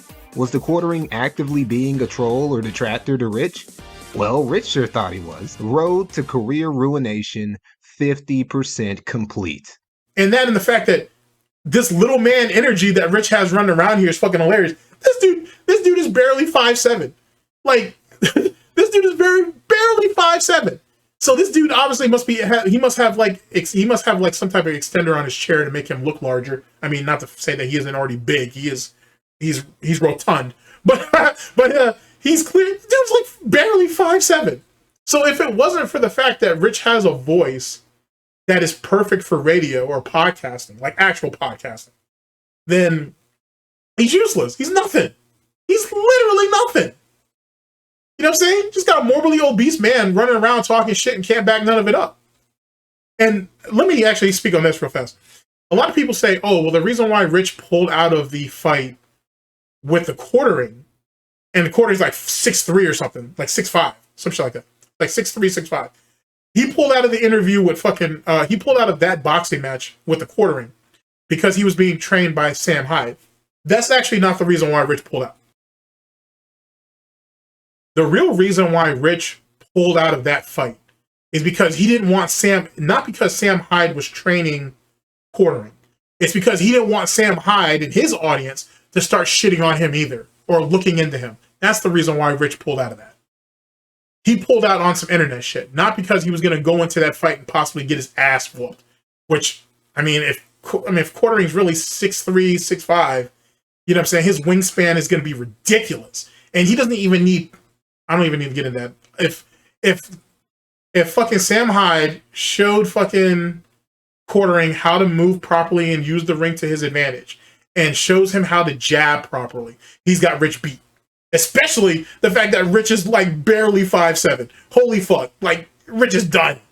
Rich is done. Especially at his weight. Done. Done. Embarrassing, to be honest with you. So there's that. So Rich has been exhibiting little man energy for a very, very long time, and it makes a lot of sense as it pertains to that. And then Rich is just, he's a coward. He's a coward. He always has been. He always will be. So, and that's the reason why there's barely anybody around him with any real respectability. There's a reason why people in the tech community, people in the gaming community, people in the gaming news community walk away from him. There's a reason why he can't hold on to sponsorships. There's a reason why that dude flip-flops on everything. There's a reason why that he's got a baby's mama, but he never married her. There's a reason why he was in a relationship, quote-unquote, off and on with Betty for like damn near 10 years and never hit. There's a reason why there's some other chick, apparently, that wanted the... whatever. It makes a lot of sense when you really think about it. Rich is just like DSP. Just like it. Just like him. They're two fucking peas in a pot. I don't know if there's something about the water out there in Bridgeport, Connecticut, because they're both from there. I don't know what it is, but they're two peas in a pot. And ironically enough, I said this years ago, Rich has been following DSP's quote-unquote career all this time. And somehow or another, he ended up making all of the same goddamn mistakes DSP did. If not worse. And what for? To get some easy money? Like, what was it worth, Rich? Like, really, what the fuck was it worth? Anyway, let's move on. Detractors, trolls, haters, and critics. For the most part, from what I've seen, most detractors, trolls, haters, and critics have just coasted. Let the content make itself, and then go off there. And if you think about it, as a detractor, troll, hater, or critic, think about all the places that you can pull from. You can pull from DSP directly. You can pull from Kino Casino. You can pull from Rich. Even though most people haven't really talked much about the Rich thing, I can understand that. If you don't know a lot about his history, or if you find Rich boring, there's probably no point in you getting into all that. So I can understand that a bit. To be honest, and Rich, just like Low Tier Guy, just like DSP, all have a history of flagging. So you might want to. So most people are probably selective on what they want to say and what they don't want to say. I get that. But I think most people have sat back and just let the content do itself and just let the milk flow. Some people, like Doody, interjected himself in it. Didn't really pay off. I don't think. Doody got demonetized. He's probably remonetized at this point, but he ended up getting demonetized over that situation with Keem, which is unfortunate. And if Keem really was behind it, that's bullshit, Keem. But then Keem's two-faced, just like everybody else that's on that podcast over there, with him and Boogie and Wings. So it kind of makes sense. You are, you know what I'm saying, you are the tribe that you are the tribe that you attract, or birds of a feather, if you will. So it makes sense if that was the case. I don't know if Keem was served up Doody as some type of offering to try to entice DSP in doing business with him. I can't say. I don't know. I don't know. All I know for sure is Doody is an easy target, and that's the reason. Or sorry, he's a soft target. I'm sorry. There's a difference between the two. But Doody is a soft target, and that's the reason why DSP feels comfortable hitting him the way he did. I've said this on stream before. But that's the reason why DSP feels comfortable with hitting him. And that's really because Doody's predictable. Anytime his name is said by DSP, he's going to run off and do a video, and it just goes back into the fucking system, into the ecosystem, if you will. It is what it is. I can't accuse Doody of any gay ops because I don't know, But if he is doing any of it, eventually that shit will come out. As long as it don't, I mean, if it don't, hopefully it don't blow up in his face. But that's neither here nor there. With that being said, no pun intended, Doody accused me of doing some shit that I'm going to address later. But I'm not sure exactly what you were thinking on that. But that wasn't, that was definitely not the play for you. I don't know who put the battery in your back that made you think that was a good idea. But I'll address you. I'll address you when I'm ready. But I don't know what made you think that was a good idea. To be honest, like none of that stuff makes sense because none of that stuff falls into my character. And let me definitely clarify this. You said that I fucking said that DSP and Keen put you in your place. I don't know where that came from because I didn't say that. What I did say is that you're a soft target, and I think Keen played you. I honestly think Keen played you. I think going back to you clipping that video or whatever it was that the situation you had, I think Keen played you. But saying that Keen played you and saying that Keen put you in your place are two separate things and whatnot. Because there is no putting you in your place by getting you demonetized. That's not a thing. That shouldn't even be on the board. You know what I'm saying? That shouldn't even be a move. That shouldn't even have been a move. But that's neither here nor there. I'll address you when I'm ready. But that's wild. The accusations that you ain't throwing out. That's crazy. That's absolute crazy. And big ups to Proper for holding me down on that shit. Because what the fuck? Like, because I didn't hear about that until after the fact. And all right, we'll address that later. That is what that is. Do better. Just do better. You got to move smarter than that, and that's for everybody. Like you gotta move better in this. It's a big enough pot, dude. It's a big enough pie. It's a big enough whatever fucking analogy you want to use that everybody can get off of this. Everybody can eat off this.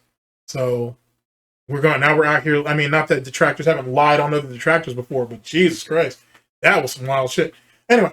Like I said, we'll address that at a later time. Most detractors, trolls, haters, and critics, though, they played their cards right, let the content flow, and then made their content off of it. It gets back into the ecosystem, and it just feeds itself as it's supposed to. Anybody who tried to actually press the content, at least from what I've seen, it didn't necessarily work out. I don't know what the value was in doing that. It just kind of looks like desperation, if anything. Lack of patience. A lot of things that could have been said about that. But that's neither here nor there. But for the most part, most detractors, trolls, haters, and critics played it. In my opinion, they played it right and just let the content flow. As it pertains to DSP himself, now let's get to the meat and potatoes of all this shit.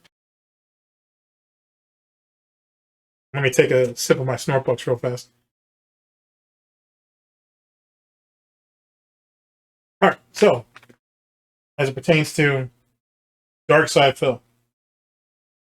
In my personal opinion, my professional opinion, DSP is in a worse position now than he was before Kino Casino showed up. He's in a far worse position. Now, let's not be superficial dense here, and let's look past the obvious. Let's move past the money. Let's move past the new whale or pay pigs, because most of those guys are going to end up drying up, if not end up just fucking turning on him eventually. I'm hearing there's one name running around right now, some guy named Void, that apparently didn't like the fact that DSP was willing to do co-op in Black Ops 6 with Kino Casino, but he wouldn't do it with viewers or pay pigs or whatever the case may be, which is a valid argument. And there was a whole fucking spiel about that bullshit. I think Ann has a video out on it, but I asked Diggs.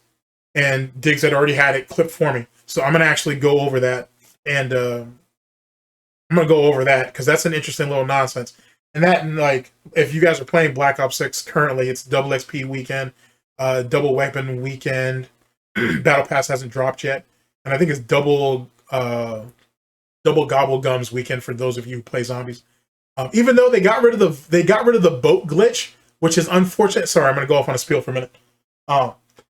Black Ops 6, actually, I'm just going to make this a segment real fast. Black Ops 6, I'm not happy with it, to be honest. I'm not happy with multiplayer, I should say. I'm not happy with multiplayer. Campaign is alright. I think Treyarch could have done better. We should expect Treyarch to do better, to be honest. Campaign's all right. Zombies is fun. I gotta say, I've had a very good time with zombies. I have had some opportunities that opened up to me to do some zombies content, uncredited, so to speak. I just got paid to basically do some farming, figure out strats, find out how to improve strats. I got kind of pulled into that and made some decent coin. Actually, those guys make really good money.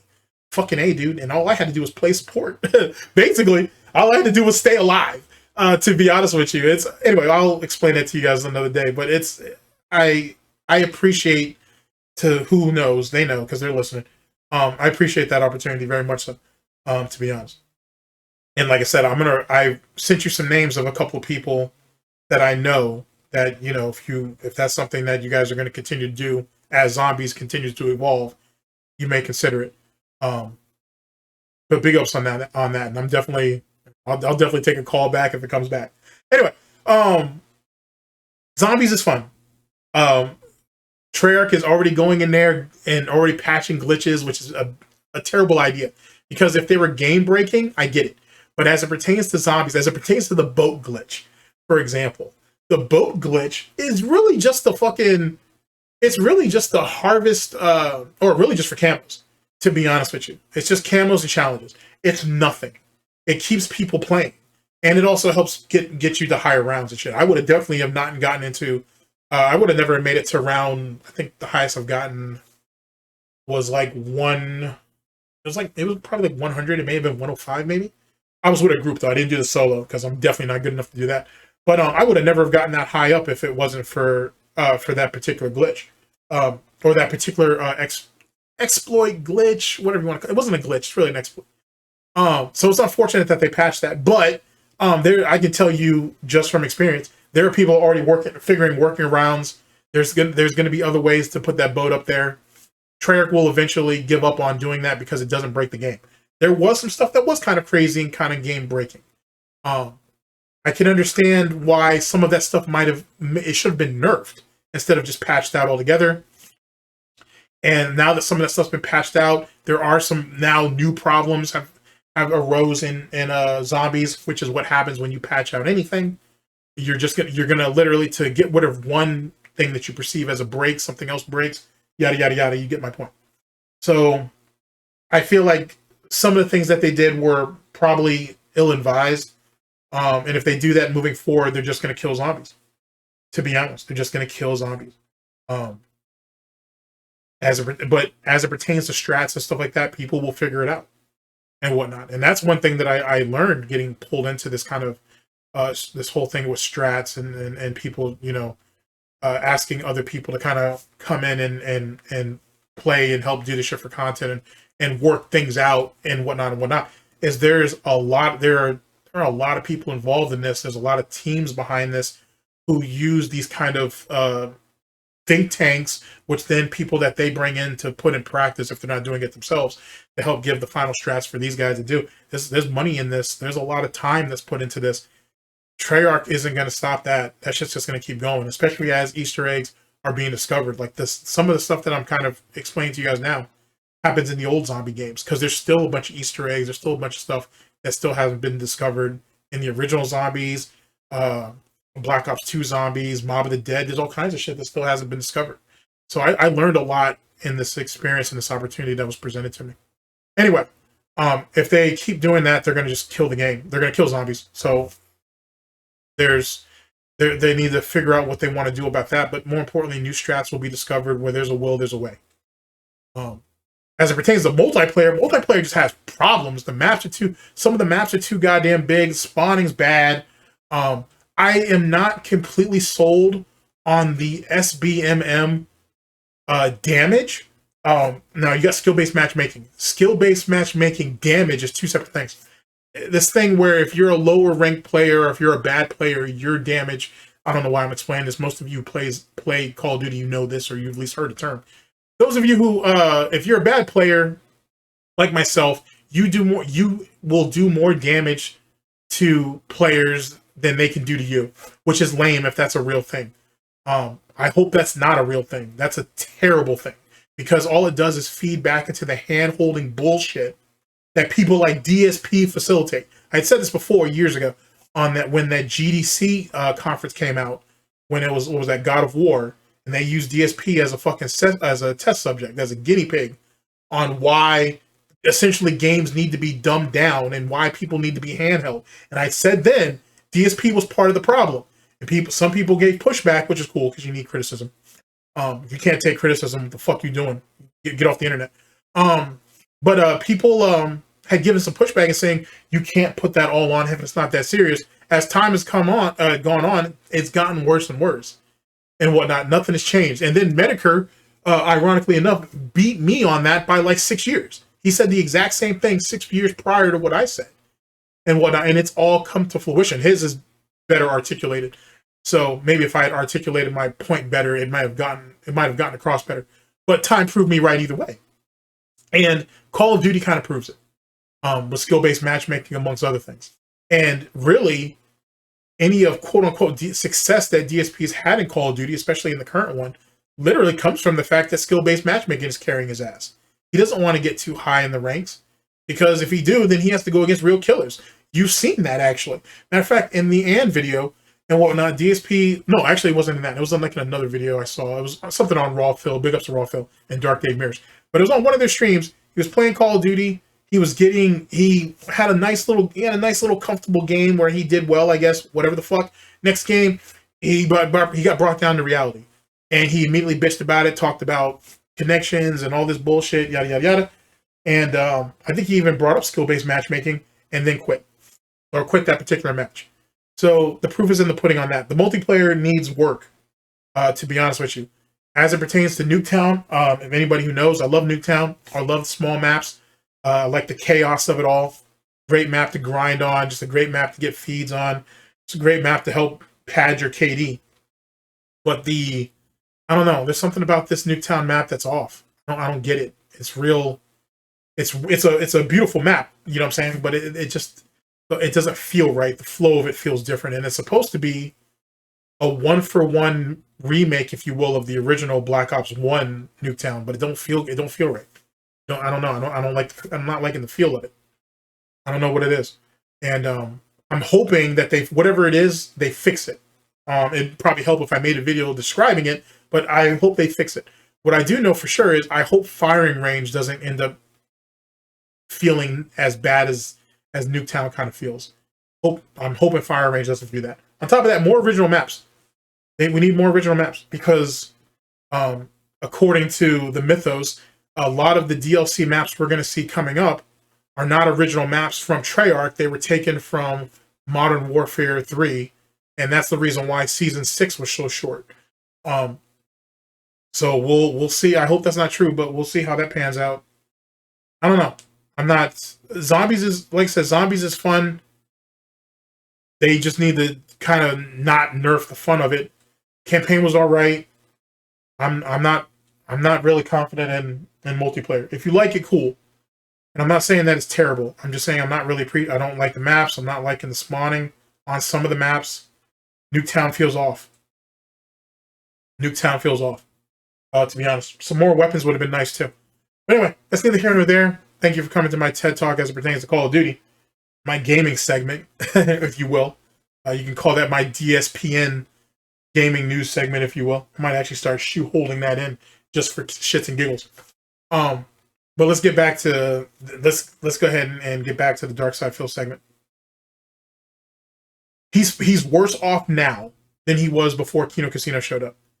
There is no mask that slipped. He's completely and utterly showed his ass. The Darksydephil that you see now is what he always wanted if he could get away with it. And he just didn't have the confidence. He wasn't man enough to do it. Now he feels like people will support that type of behavior. And that's the reason why now. If he can take himself back to 2010, if he can bring back the type of attitude and behavior of 2010, he would. But he can't commit to kick because he doesn't know what he can get away with. And as you know, he's trying to get that 9 to 5 paycheck over there off kick. And he doesn't want to do anything to fuck that up until he's actually in the program. Then he's going to do some stupid shit like he did on Twitch. and say, oh, well, I didn't understand the rules, or that wasn't explained to me, give me another chance. And that's literally how Kick's going to end if he don't quit. If he doesn't quit Kick outright, if he actually does get into partnership or whatever they call it over there, he's going to end up fucking around, getting himself in a bad spot, and he's going to eventually get booted, to be honest. Because I don't know if that bounty system that he ain't sat there and tried before, he's brought it back because DSP has no creativity, so he just reuses the same assets over and over again, hoping that'll work. I don't know if that bounty shit doesn't get him in a fucked up spot. I don't know if that's legit. To be honest, I don't know if he can actually get away with that. YouTube hasn't done anything to him yet, but I damn sure don't know if you can do that on Kick. And he has far more to lose. Well, no, he has a lot to lose on Kick and YouTube, to be honest. Not necessarily equal measure, but he has a lot to lose on both platforms, respectfully. So I don't know how or what the fuck he's going to do on that. We'll have to wait and see. But I think he's in a far worse spot. I think from a behavior standpoint, his whole facade and all that bullshit faded off. It's already turned some of the pay pigs away. Some of the regulars are already feeling jaded and want out in that shit. He showed how two-faced he was. I used the example earlier on about how he did all these upgrades and all this bullshit for years that he couldn't do because allegedly he didn't have the money, he didn't have the time, yada yada yada yada. He figured out time and he figured out the time to do all that shit now. Poorly done, of course, but he figured out a way to do it all now. So, I mean, explain that shit. And then, truth be told, he sold his audience, or at least what's left of them, for Kino Casino and their audience. And now, Kino Casino is suffering some of the consequences. Eventually, they're going to end up breaking out, if you will, or they're going to distance themselves a bit from him directly. And DSP is going to go back to the same dents that he's already double-crossed, or he's already fucked over. And what's he going to do? What's he going to tell them? You know what I'm saying? He may not tell them anything. Most of them will take him back with open retard arms anyway, but what about the rest of the dents? You know what I'm saying? After a while, you know, you guys have to have some self-respect for yourself. You can't keep running to Doody or whatever their detractor of choice is to help them when they feel jaded. Eventually, you're going to have to stand on your own too. You know what I'm saying? Like, it's like when you do a lot of collaborations, like in the DSP Detractor community, for example. You know, we're in a day and age where everybody does a lot of fucking collaborations and everything with each other, and that's all well and good. You guys want to have the persona that it's all Hallmark cards and bubblegum around here, but sooner than later, you guys are going to have to stand on your own. You know what I'm saying? So I think that people are starting to become a little too codependent on a lot of the collaborations, and people need to kind of remember that you kind of came in this on your own, and you still have to maintain a strong base on your own. You know what I'm saying? You still need to do that. I'm not saying that you shouldn't collaborate with people, but you have to understand that anybody can get hit at any given time.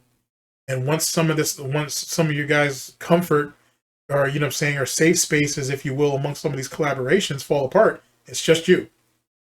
You know what I'm saying? And it's going to only be you in that ring, and you're going to have to fight it out. So just my observation, just some advice for those who want. DSP is a shining example of that, of what happens when you develop codependency issues.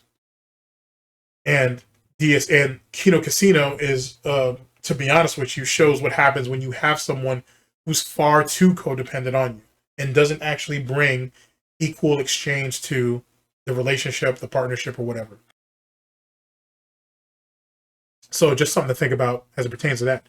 DSP is, he didn't get it. Like I said, in the short term, he made some money, brought some new whales in, this, that, and the third, but he's going to end up pissing all them guys off, and they're going to end up leaving anyway. So it doesn't matter. He may have, quote unquote, a W over Rich, at least right now. If Rich can get his fucking head on straight eventually, maybe he can fight back, but maybe he can't. But that doesn't matter because, you know what I'm saying, you still have Cog. I don't know what kind of damage he could really do at his point, but you got Cog still in the wings. You got Ethan Ralph, who's still salivating at the goddamn snout, waiting for his opportunity. LOLCOW Live isn't going to go nowhere. You know what I'm saying? And then you got all these other people. You got more normies who are starting to really kind of pay attention to it. So, like, DSP is not in a good spot. And then, as it pertains to, let's talk about the interview thing for a minute. The interviews were a bad idea. It was a stupid concept, to be honest. He shouldn't have hosted them. There should have been a third party, Andy, PPP, or both, that should have been actually hosting those interviews, and DSP just, you know, and then DSP on one side and then the person on the other, and do it that way. DSP doing it on his own turned into nothing more than fishing for apologies for people that he feels like did him wrong, or people that he was jaded. But then even then, he picked, I think, what people he perceived to be soft targets. Why didn't he try to reach out to what's his name? Why didn't he reach out to Gamer Jay Lee and see if he could work out something with him and see if he could talk to him? Why didn't he reach out to Angry Joe? Why didn't he reach out to Pro Jared? Why didn't he talk to any of these guys? And those are just 3 guys, for example. I'd have loved to see him do an interview with Gamer Jay Lee and see how that shit worked out. I'd have definitely like to see him with Angry Joe. Angry Joe's mellowed the fuck out over the years, but don't think that Angry Joe hasn't watched his fair share of Detractor content, if he's still not doing it, and don't have something to say. And if he could get Pro Jared up there, which he probably couldn't, but let's say he could, for the sake of argument, I'd watch that.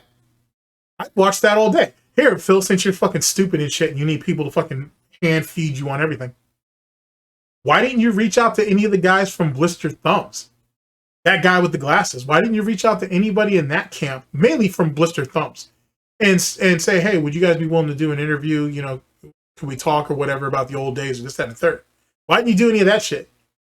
Nah, you want an interview with Justin, well, with Max, because Max, you thought Max was going to lead you to Justin.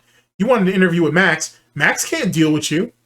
Max can't deal with you, especially not now. Especially not in his situation and shit. Not where he's going.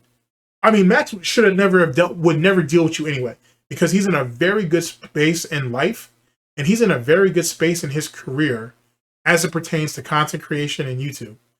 Content creation and streaming. There is no benefit for Max to talk to you. There never really was. You have nothing to add. You've actually publicly said, for those of you who know, you know, DSP has publicly said that one of the reasons why he wants to talk to Max is so he could talk about the drama that happened 20 years ago and whatever. Because DSP wants to, and let me actually go ahead and paint the picture for you guys. What DSP wants to use Max for is he wants Max serves 2 purposes. 3, actually. 1, to try to give DSP gamer cred, which isn't going to happen, because they're not going to put DSP on that fucking podcast that Max, Justin, and that other third guy have. They're not going to bring DSP on there. I don't see why they would. I mean, come on. I mean, worse things stranger things have happened in the Vortex, but I don't ever see that shit happen. But he's hoping to get cred off of them for that. To do that, he wants to hold Max responsible. He wants to basically try to bring Max in and say, hey, all the success you have, that's contributed to me. Even though that's not true, Max and him started around the same time, and Max started off doing, this shows you how long I've been watching Max. Max started off doing like Call of Duty content. You know what I'm saying? And then he started doing a little bit of video game, fighting game content, and then he did some other content, and then then the fighting game stuff really, timing and place. You know what I'm saying? He had great timing, he had a great place, and he built off of it. And that's really what leads to that. But it was Call of Duty and Third Strike, if I remember correctly. And then he just built off that. Max doesn't owe you shit. That whole match that you have with him that happened however many years ago in one of the versions of Marvel 2, your name is not listed your name is not in the title for any of that. So no one would have known that you were even in the video if Max didn't record it. But your name's not in the title anywhere. If you look up Darksydephil on Maximilian Deuce channel, it's not going to pop up. He was never there. Unless you watched the video, you wouldn't have known. So he didn't get any clout off of you or anything for that dumb shit. Max is literally self-made. On top of that, I think, on top of trying to shame Max into that bullshit, I think he wants to hold Max accountable for everything that the West Coast did back in the day. Which most of that bullshit that DSP's talking about is fabricated anyway. You know what I'm saying? Which, now that I think about it, why don't he reach out to Bumpkin and see if he can get him on there from Alphaism Radio? Why didn't you reach out to him and have him do an interview with him? I don't know why I'm giving you advice, but why? I mean, it's a fair question. Why didn't you reach out to him and ask him to interview? because you're a fucking retard and you don't know how to think past your fucking snout, let alone past your hook. You got no creativity. You don't even know how to utilize the people around you. That's why you're the king of dents. Well, the queen of dents, to be honest with you. That's why you're a fucking joke, and you always will be. I said this when this whole quote unquote, when this renaissance for you was happening, as you called it, it doesn't change anything. You're the same piece of shit and you're just progressively going to get worse. And at the end of it, your ass is going to come right back here and you're going to be the stepping stone for every detractor, troll, hater, or critic that decides to take advantage of you. And that's exactly what's happened. That's what happened. That's exactly what's going to keep happening. Even if you think, even you treating Doody like a soft target, Doody's still winning. I think Doody Doody stay making mistakes, but him showing his money to you, not a good idea, because that just opened him up for someone to attack his cash flow. That's not a flex that anybody needs to be doing, to be honest. It wasn't a smart move. He should have thought that out better. But on top of that, that's the reason why DSP keep pecking at him, because DSP looks at the amount of money that Doody brings in and is like, well, what the fuck? Why can't I get that? And then that led to, or I think that was one of the reasons why DSP started doing the clip shit. And he thinks it's just like when he tried to do, this is how you don't pay. This is just like when DSP tried to do his own version of This Is How You Don't Play back in the day. What was it? KO Gaming Community Creation Program, whatever the fuck that shit was. It's just like that. And it's low effort and it's weak, to be honest with you. So it's not going to get anywhere. It's not going to do anything. It is what it is. Waste of time as far as I'm concerned. DSP's just not, he's not building off of anything. There's all those people that I just named. That's just stuff off the top of my head. Instead, you chasing people around like Max, who Max isn't going to apologize for the fucking, oh my God. What are those guys' names? God damn, sorry, man. Give me a second. What's the name of those guys? He's not going to apologize for anybody who did anything in the FGC back in the day. Because first off, most of that stuff that DSP says is probably not even true. If I have to be honest with you. It's not true. It's just, most of that stuff isn't true, or it's not the way he says it is. You know what I'm saying? And perception is reality, if that's how he perceives it, but that's not what happened. That's just not, some of that stuff is not what happened. On top of that, Max is friends with those guys. Max has been friends with those guys for 10 years or longer. He's not going to sit there and throw any of those guys under the bus for your dumbass. Max understands what loyalty is. So that's just not going to happen. That's just not going to happen. It's not a thing. It's just not a thing. So, I mean, what more do you expect Max to do for you? He can't do anything. He can't fix any of your problems in the FGC. I mean, the FGC has already passed you up anyway. No one cares. You know what I'm saying? What's done is done. So, I mean, there's nothing there. There's nothing there for you in the FGC. Let it go.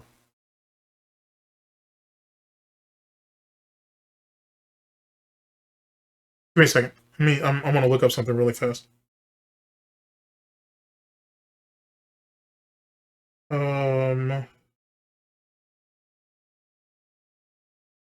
Oh, the Cannon Brothers. I'm an idiot. The Cannon Brothers. DSP wants Maximilian to apologize for the Cannons and he would try to get Max to admit that fighting games aren't as good as they used to be back in the day, and the people who do play fighting games currently or do it for a living or whatever, whether they're on the tournament scene or not, are shills. They're doing it because there are no other games out there and they don't play anything else. Basically, he wants to get Max to admit that there's no talent in the FGC, which is ironic because DSP doesn't have any talent in the FGC or out of it. So theoretically, you would be in that same boat by your own logic. He wants Max to basically say rollback netcode is bad. He wants Max to try to shit on the FGC, and that's not going to happen. Max is like, you know how some people say that certain people in the DSP detractor community are actually pillars of the community or whatnot. Max is actually a pillar of not of just the FGC, but of the FGC as it pertains to content creation. A lot of people got into this because of Max, whether it was making videos or streaming. No one ever said that about DSP. Well, at least not in that way. Like, you know what I'm saying? Max isn't going to turn his back on those people. Max probably actually knows the real story about that shit. And then he's just going to make you look like a fucking idiot on your own show. And then you're going to have to walk everything back that you ain't said for the last 10 plus years. And then Max won't even respect you after that because, wait a second, you went over a decade saying these different things. And you never reached out to anybody and actually looked it all up. You know what I'm saying? Like all these people that are floating around on Twitter, just like the situation with Shady K. This is during the Side Scroller interview. He said he bullied Shady K and all this other bullshit or whatever. And he said, but he's not on the internet anymore, so you know, how would I reach out to him? Fucking Craig takes less than a minute and finds him on Twitter. And that's another thing too. DSP's been trying to rewrite his FGC history, and he does it on the pretense that, oh, no one who was around at that time can speak up for him for ill or for good or bad because they're not online anymore, which is not true, which is blatantly not true, which is probably one of the reasons why he didn't reach out to Bumpkin. He didn't reach out to none of these guys he allegedly was friendly with or friends with on in the FGC because they probably call him out on that bullshit. Now that I think about it, why don't you reach out to Nerd Josh? Why don't you reach out to fucking Arturo? I mean, Arturo's not exactly in the best spot right now to be speaking on anything. To be honest, that might not actually be the play for Arturo. But neither here nor there. Why don't you do one of those things? You know what I'm saying? And that's his shield. No one's around, at least from that time period, or at least so he says, that can dispel anything that he's ever said or done. So it is what it is. Matter of fact, why don't you reach out to Jaha? You don't even have to reach out to Jaha. I mean, other people will do it.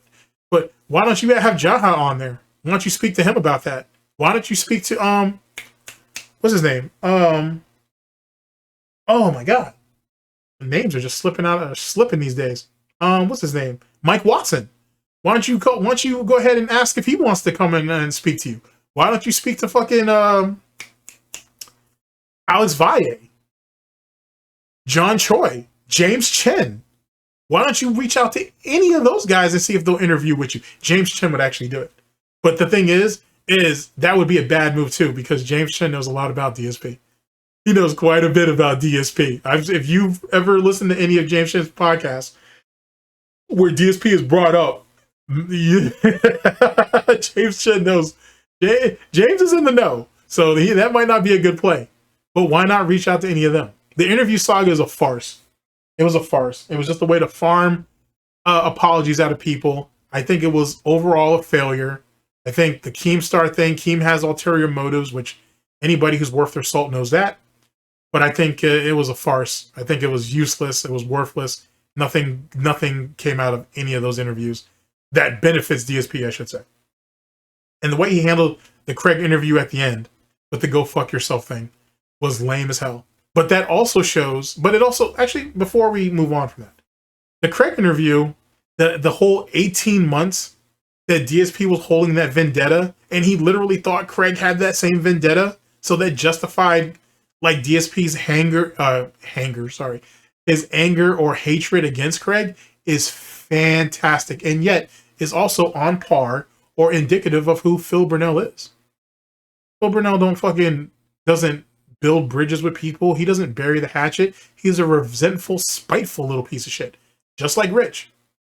And trust me, any of you who have ever spoken to Rich privately and whatever, any of you who have had a conversation with him off stream, whatever, that shit has either been, he's either got screenshots of it or he's probably recorded it. And sooner or later, he's going to use it against you, whether to save his own ass or whether he feels like you slighted him and he's going to go ahead and put it out against you. Sooner than later, he does it to everybody. What would make any of you any different? Just because he treats you good now, don't mean he's going to keep treating you good. Just something to think about. Just something to think about. But DSP is a spiteful, pathetic little person. Like, why the fuck would he bury the hatchet with anybody? He didn't even bury the hatchet with Keem. You know what I'm saying? Him and Keem still don't like each other for good reason. There's a business opportunity there. But even then, given what we saw with Kino Casino, what does DSP bring to LOLCOW Live? So let's go ahead and transition onto that. Oh no, well, back to the Craig shit real fast. If you see how not the Craig thing, the Kino Casino thing, I'm sorry. If you look at how the Kino Casino streams, co-op streams have played out, what was DSP really going to bring to side scrollers? Nothing.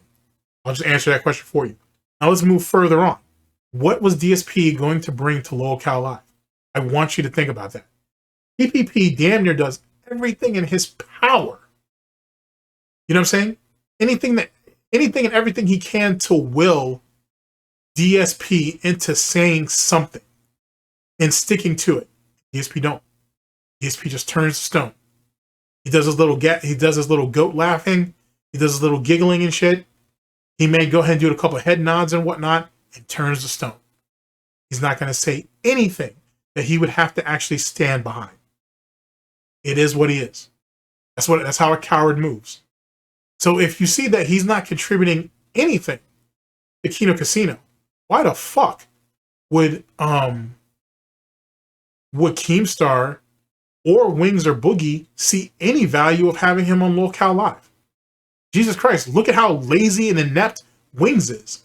Truth be told, LOLCOW Live is really just Boogie and Keem. Wings doesn't contribute a goddamn thing. If anything, and Wings has admitted this, the only reason why he's there is because of Kelly. Because Kelly's gotten used to the money. Other than that, Wings don't want to do that shit. I don't even know why Wings goes back to even streams himself. His streams are useless. They're worthless. The guy has no enthusiasm, he doesn't bring anything to his own streams at all. Whether it's the Lexapro or whatever the case may be, he's so drugged up that he's literally docile. Now, I will say that that troll the other night that was on stream got a bit of a rise out of him. It was a good call and whatnot. I made some pretty good content from Breaking Banquets and Lummox. I think I watched both of their videos on that. But how did Wings benefit from that? And that's the problem with LOLCOW Live. Sorry, I know I'm kind of jumping around. That's what I did. But that's the problem with LOLCOW Live that Keem needs to push for. He needs to push for both Boogie and Wings to make content separate of their podcast. So when they come back to LOLCOW Live, they're bringing more to the table to feed their podcast. So basically do for self on your own respected platforms, and then have that content funnel into the podcast. Because they're all getting paid off of it, they all have stakes to it, so they all should be doing the best that they can to get the most content out of it. Yet again, going back to our theme of content farming. And Wings isn't doing it. Wings is not doing that at all. And I think it's because Wings can't. I think Wings has nothing on the ball. He's done. He's used up. He's dried up. He's given up. And I think that's really the truth of it all. And that's why LOLCOW Live isn't where Keem believes it will be, or it could be. And that's why it'll probably never get there. You can call me a nihilist or whatever you need to call me, but I think the proof is in the pudding. It is what it is. Anyway, with that being said, DSP is not going to add to that equation. He's not brave enough to do so. He looks at Boogie and Wings that are beneath him, but he also looks at them as they could be valuable assets, even allies maybe, against Keem if things with Keem don't go right. Which is the reason why DSP was so desperate to keep both of them in pocket. So if DSP does go onto the show, he'll feel like he'll have some type of leverage. But that's not going to be the case, because look at what happened with Baited. Look at what happened with Tommy C and and Colossal. Like, theoretically, given what Tommy was saying at the time, Colossal had Tommy's back and was willing to go to bat for him, and actually did a few times against Keem. But look at how that played out. It's not going to work. Keem will drop all of that shit and just start and spend his time somewhere else. DSP will have nothing. None of them will. And keep in mind, DSP is the same idiot who prevented Wings and DSP, or Wings and Boogie, from getting that $50,000 payday in the first place. Right? So DSP can't sit there and say, "Oh, I'm trying to be a good person. I'm trying to help people." Given what the situation was back then. Now, keep in mind, excuse me, they stream what, multiple days a week over there on LOLCOW Live. LOLCOW podcast wasn't meant to be that way. If I remember correctly, the current structure was like it was supposed to be like a 1 day a week type show. You know what I'm saying? And this is way before Keem got the idea of doing members only streams and all of that stuff. Oh, excuse me. I need another shot of SnortBucks. But there's that. You look at LOLCOW now, DSP is definitely not going to be able to keep pace with that. Despite how quickly he's willing to drop his own content, go over there and be with Kino Casino. DSP has learned nothing from this situation. And even with all of DSP's upgrades, if you want to call them that, he's still behind the ball.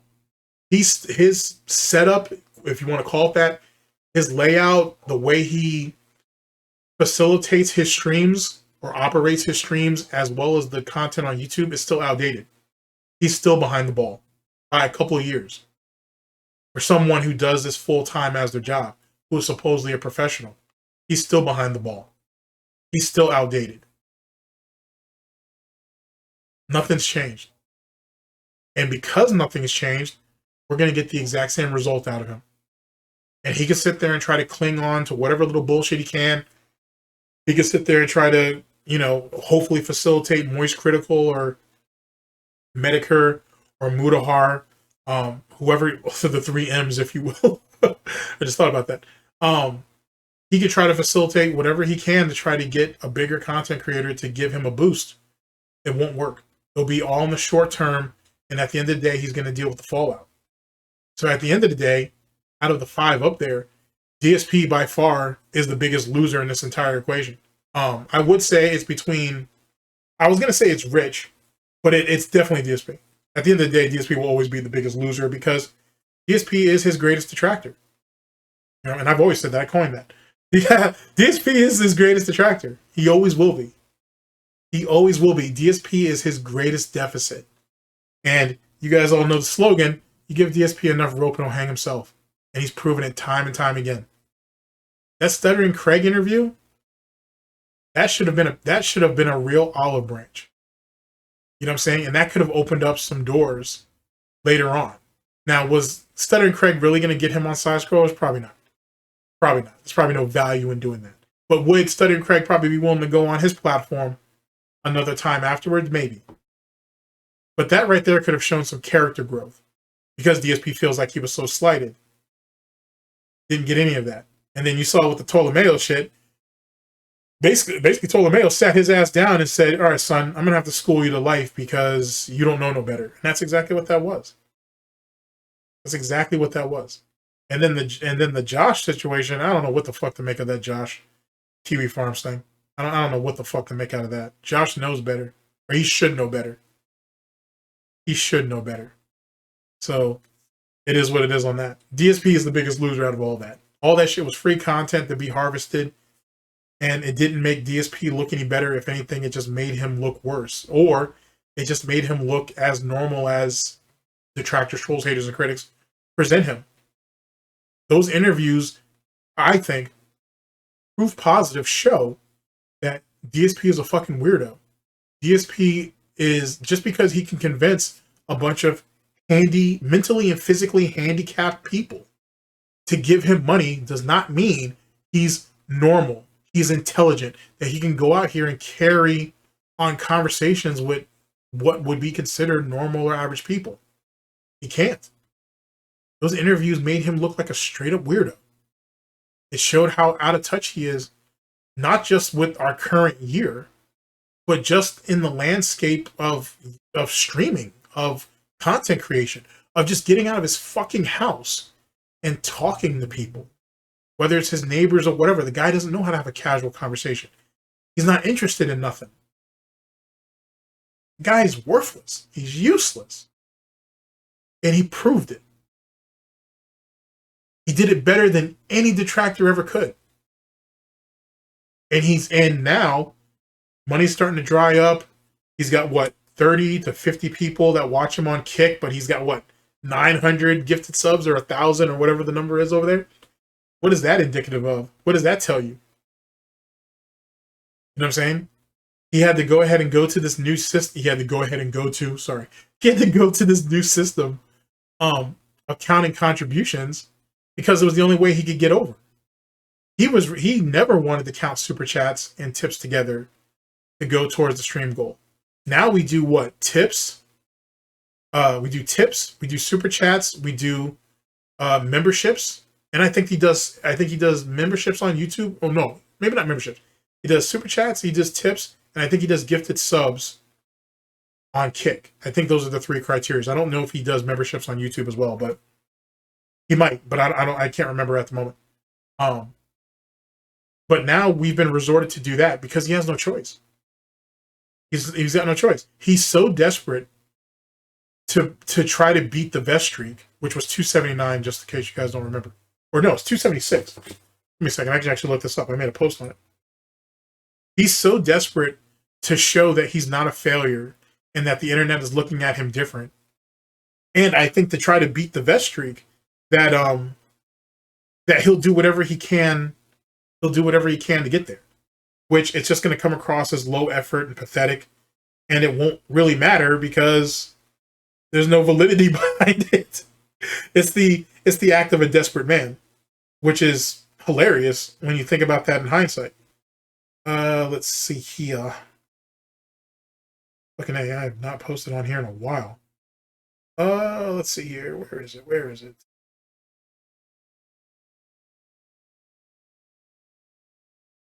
Adam and Laugh. Thanksgiving posts. Vacation. Pawn takes pawn. I need to actually get that. Yeah, I was right. Anyway, I got my post right here. A moment of silence for the best streak. This is 4 years ago. September 7th of 2020. The vest streak, 276. Yikes.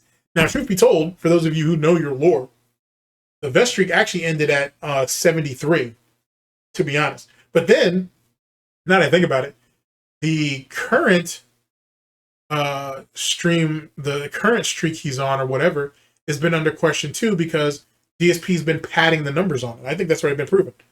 But DSP's been padding the numbers on that to keep the streak going, which is exactly what he did with the vest streak. He got called out during that time too. So no one should be surprised by that. And with that being said, I think the scrutiny needs to stay on him about whether he's really being tipped as much as he says he's being tipped. Which, now that I think about it, having all of these other facets added to the actual tips goal that can help contribute to it, I should say. Super chats, tips, and gifted memberships actually gives him even more reason to fake tips, or it gives him good cover to hide it, if you think about it. So I'm not saying that he's faking every tip, but I would say that he's definitely faking tips. How many and how much, that's debatable. But he's definitely doing it because he's set up a means to allow him to do it. I mean, and the idiot came out and admitted, hey, you don't know what I really make in tips. You only know what I tell you. I mean, that right there sounds like an admission of guilt. Because what functioning human being would sit there and say that publicly to their audience? Why would you say that if you're not doing dirt? So that's neither here nor there. But yet again, that's one of the examples of the bad behavior, of not even bad behavior, of the common behavior that DSP has exhibited. And it really shows that at the end of the day, DSP never learned anything. All these years of faking and lying and trying to say that he's not a bad person and we painted him in a bad spot and this, that, and the third. And all he did was come full circle and prove that what people said about him was correct. He's no better. It's not about getting better. He'll never get better. He can't change who he is. If you're a piece of shit, you're more than likely always going to be a piece of shit. You might be able to mitigate it to some way. You may try to fake it to certain people that you're not a piece of shit, or you're not as much of a piece of shit. At the end of the day, you're a piece of shit. And Phil is stuck in his ways. And you can blame whoever you want to blame for that, but he is what he is. He'll never be able to change. And failure is probably the most intimate person in DSP's life. You know what I'm saying? Failure is always going to be there with him. It's like the monkey on his back that he'll never be able to shake. Just like his alcoholism, which we get alcoholism. Sorry. Just like his alcoholism, his spending addiction, his rage addiction, his addiction to lying. He's never going to give any of these things up. It is what it is. It's what makes up it. It's what makes Phil Paul Burnell. And if he would lie to a bunch of faceless people on the internet, for the most part, you're going to tell me he wouldn't lie to his parents? He wouldn't lie to his quote-unquote family? Who knows how much Kat really knows and what she don't? I would assume she's in a constant state of food coma. So I don't know if she even really knows what's going on, let alone cares. As long as the bills are paid and the DoorDash keeps flowing through, who gives a shit? Which, now that I think about it, I can save this for another video. This whole thing about taking additional days off and him and Kat are going to be able to do anything, why bother? Why bother? You're going to go off to a bunch of restaurants, you're going to go around and do some window shopping, and you're going to waddle your ass back home. Who gives a shit? Why don't you save any of that money and actually take her on a honeymoon? Like, actually save some of this extra money you have up for the next year or so, or whatever it's going to take, or however long it's going to take, I should say, and take her on a cruise or something. Take her to Disneyland, do something. Instead, you want to take her to these little places out here, which is weird to me, by the way, because we talked earlier about how unhealthy Kat looks, right? I hate to say it this way, but sorry, but I'm not sorry. Why would you take her out in public, given her current situation? Why don't you get her a gym membership or something? You said that you have a treadmill. Allegedly, DSP has a treadmill. He doesn't have a treadmill, but he says he does. Why haven't you encouraged her to actually use it? If you supposedly lost all this weight, he didn't lose any weight. He just systematically starves himself. But I'll save that for another day. But I've spoken about that before. If you supposedly have lost all this weight on the treadmill, why did she gain all the weight that you lost? How did she find it? Like, make it make sense. You know what I'm saying? And you can tell, and I've said this before as well as others, streaming, this internet shit is his life. It's all he gives a fuck about. That whole house can literally, or condo or townhouse, whatever the fuck you want to call it, the Snort fort, that whole bitch can fall apart as long as that office is intact. And even then, it's not even intact. It's filthy. It's not clean. He doesn't vacuum. He doesn't dust. He doesn't do anything in there. And Kat's too big to do any of that now.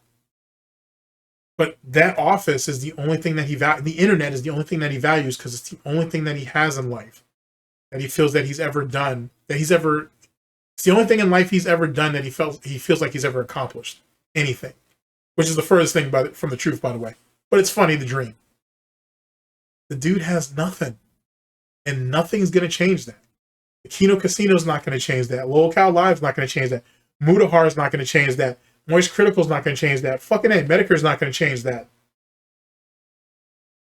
How long has this detractor, troll, hater, and critic shit been going on? You thought Mudahar was going to come in here and change this shit from the ground up? You thought Moist Critical was going to come in here and change this shit from the ground up? You think Keem or fucking Kino Casino are going to come in here and change this shit from the ground up? Nah, bitch. This is what it is. The game is the game. The vortex is the vortex. Nothing changes it. If it collapses on itself, fine. But no one from the outside is going to come in and change anything from the ground up. It is what it is. And DSP needs to come to that realization. There is no redemption for you. There is no changing anything. All the people that you think could help you have no reason to. You've shatted on those people for so many years. Jesus Christ. Just between the shit in the fighting game community, no one's going to touch you.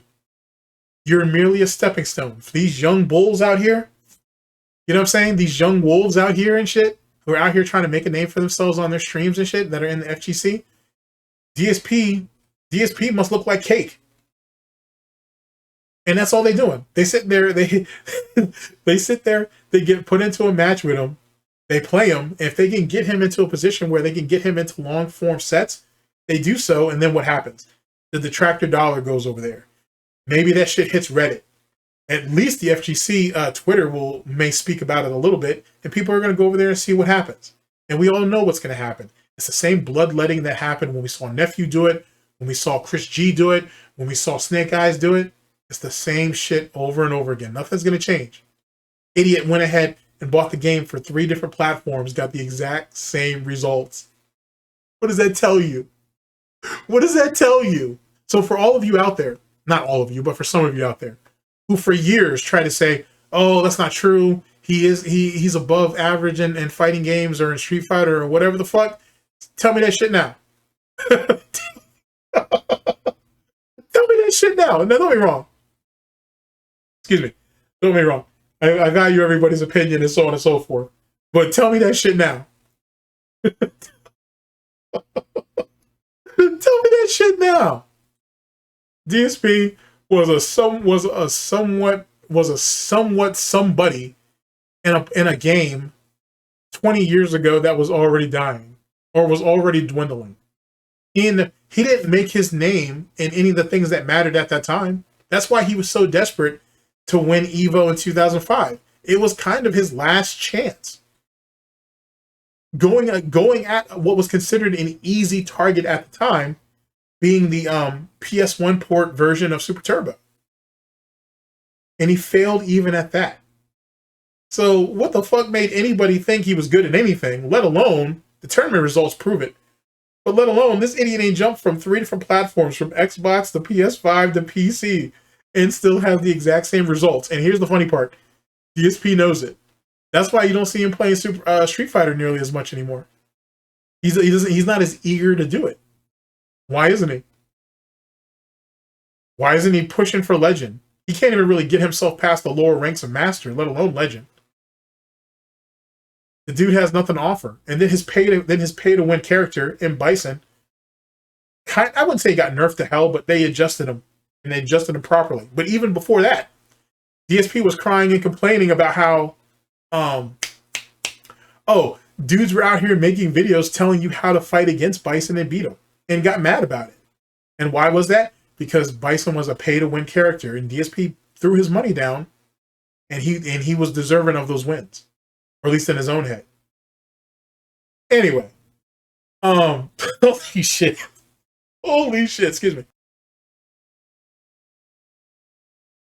Alright, ladies and gentlemen.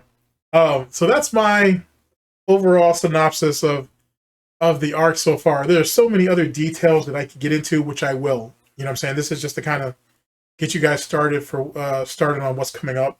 As you guys know, my favorite time of the year is coming up. Thanksgiving and Christmas, which means Goutmas, Snoutmas, Snortmas. Is all around the corner. So I'm looking forward to that so I can get into early production on it. I think I've got my videos lined up. So that should be a thing. As well as the backlog of shit I have to do and whatnot. Like I said, I've been out of the content creation, if you want to call what I do content creation. I've been out of it for, 8 months or whatever the case may be. But, for those who popped up on my streams and whatnot, I appreciate it. Had a good time talking to y'all. I do intend to keep on streaming, of course, and get into multi-streaming, no less. But that's a conversation we can have another day. But I do want to get back into videos leading into 2025. And I'd like to try to stick to it if I can. Like I said, I'm a bit under the weather at the moment, but I'm in a good mood, if you will, and I come across at least somewhat competent to where I can speak on some of the things that I'm going over. It's been a while since I've done a video. Jesus Christ, this is over 2 hours. Yikes. I didn't actually expect that to happen, but then again, I've been streaming for so long, it's kind of one of those things. Anyway, I expect to get back into content creation and back into content production soon. Actually, matter of fact, as soon as I'm done with this, probably like 1 or 2 videos I'm going to jump into. I don't know how long it will be after this video comes out that they will come out, but hopefully relatively soon, because I need to get back into a routine, stick to it. So 3 to 5 days a week, we'll see, depending on it. There's so much old shit that I can go over, or older stuff that I can go over, that I literally have the pick of the litter. So there's that. So expect to see SnortBucks, DSP tries Memology. Expand Dong, because they have some pretty good stuff. Hate Army has some good stuff. There's a lot of stuff I can pull from. So there we go on that. But this right here is just a kind of a brief, not brief. This gives you guys an idea of what I think about the current situation. Timestamps should be down in the description to help navigate some of this bullshit. I did a lot of rambling. I did a lot of back and forth, but at least it should be sectioned out in such a way. Like I said, apparently the long form title, apparently I lost it at one time or another, so let's go ahead and get that back. Let's go ahead and get that back and then move forward positively on that bullshit. And then, like I said, there's some drama with another detractor. I'll deal with that as I see fit. To be honest, because you can't let shit like that slide. Like, you know what I'm saying? You can't run around and say that was a simple mistake. That certainly was not on all the different accounts that you try to put me on. That wasn't a mistake. That was done. That was done with a lot of purpose. I don't know what made you think that you were gonna slide on that, but it is what it is. We'll deal with that when we deal with it. Either which way, thank you very much for listening in. I very much appreciate it. And I will catch you guys for the next broadcast, whenever that may be, hopefully sooner than later. Ladies and gentlemen, this was the Snort Report. This was DSP News. Always late, never breaking, unreliable coverage that you can't count on. Oh, yes. You guys don't know this. The GTG Network and Productions. For the Snort Report, for DSP News, for Hard Snorts Gin and Tonic, for SnortBucks Coffee Company, the best beverage company, for Tim Snortons, and whatnot. I've been your host / anchor, GTG, and I'm signing off. Speaking of which, I heard that there's an account on Twitter that goes by DSP Space News, who now reports on detractors and how lame and pathetic they are, whatever. I want to see what that's about, because that might be funny. I'm anxious to see what the deal is on that one. That should be interesting. But whatever. As far as I've been told, it's relatively been ignored. So, but we'll see. Could be fun. But I'm your host GTG, and I'm signing off. Take care of yourselves. Later, people. Actually, hold on a second. Let me pick a song to play us out on, because that right there would be a professional thing to do. Let's see. Do I have anything, actually?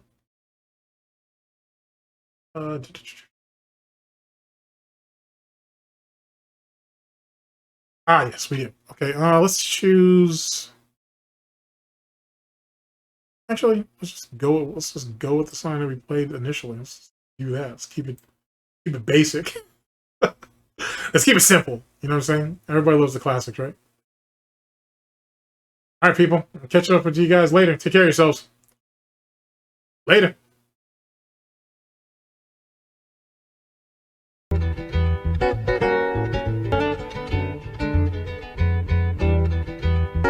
Word, hey, chopping it with Mittens, joking about his name is so fly. Mittens, cause he whipping, don't you get it? But it's so hot, hot.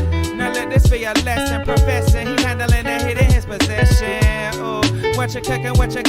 Scouting high beats was blow up before it's cooking. Who? I know you're looking true. I'm out taking with this beat, I'm a lady man. I'm really trying to date it out. What's the number trying to call out? Wonder about my team would shout it, don't get logged out. Made by Bethesda, the only way we fall out. Morocco, you a mole. Find another hole to crawl out. Hey, I'm sick of squirrel with the biggest girls. Laces the case get up. I'm thinking stripping girl. Damn, how sound a cliche, right? Well, I flame out brain. I'm the PK type. Come and rest in my nest. I'm a bet that night. Metaphor girl, you gon' get that pipe. Whoa, wrong song. I'm thinking about bum bum. Chicka, wow, the calling of my slong. The snapping of her thong. The rapping of this song. So tell you this boy's gifted, giving you my own. So, hey, now what's better than that? Hey, now what's better than that? Hey.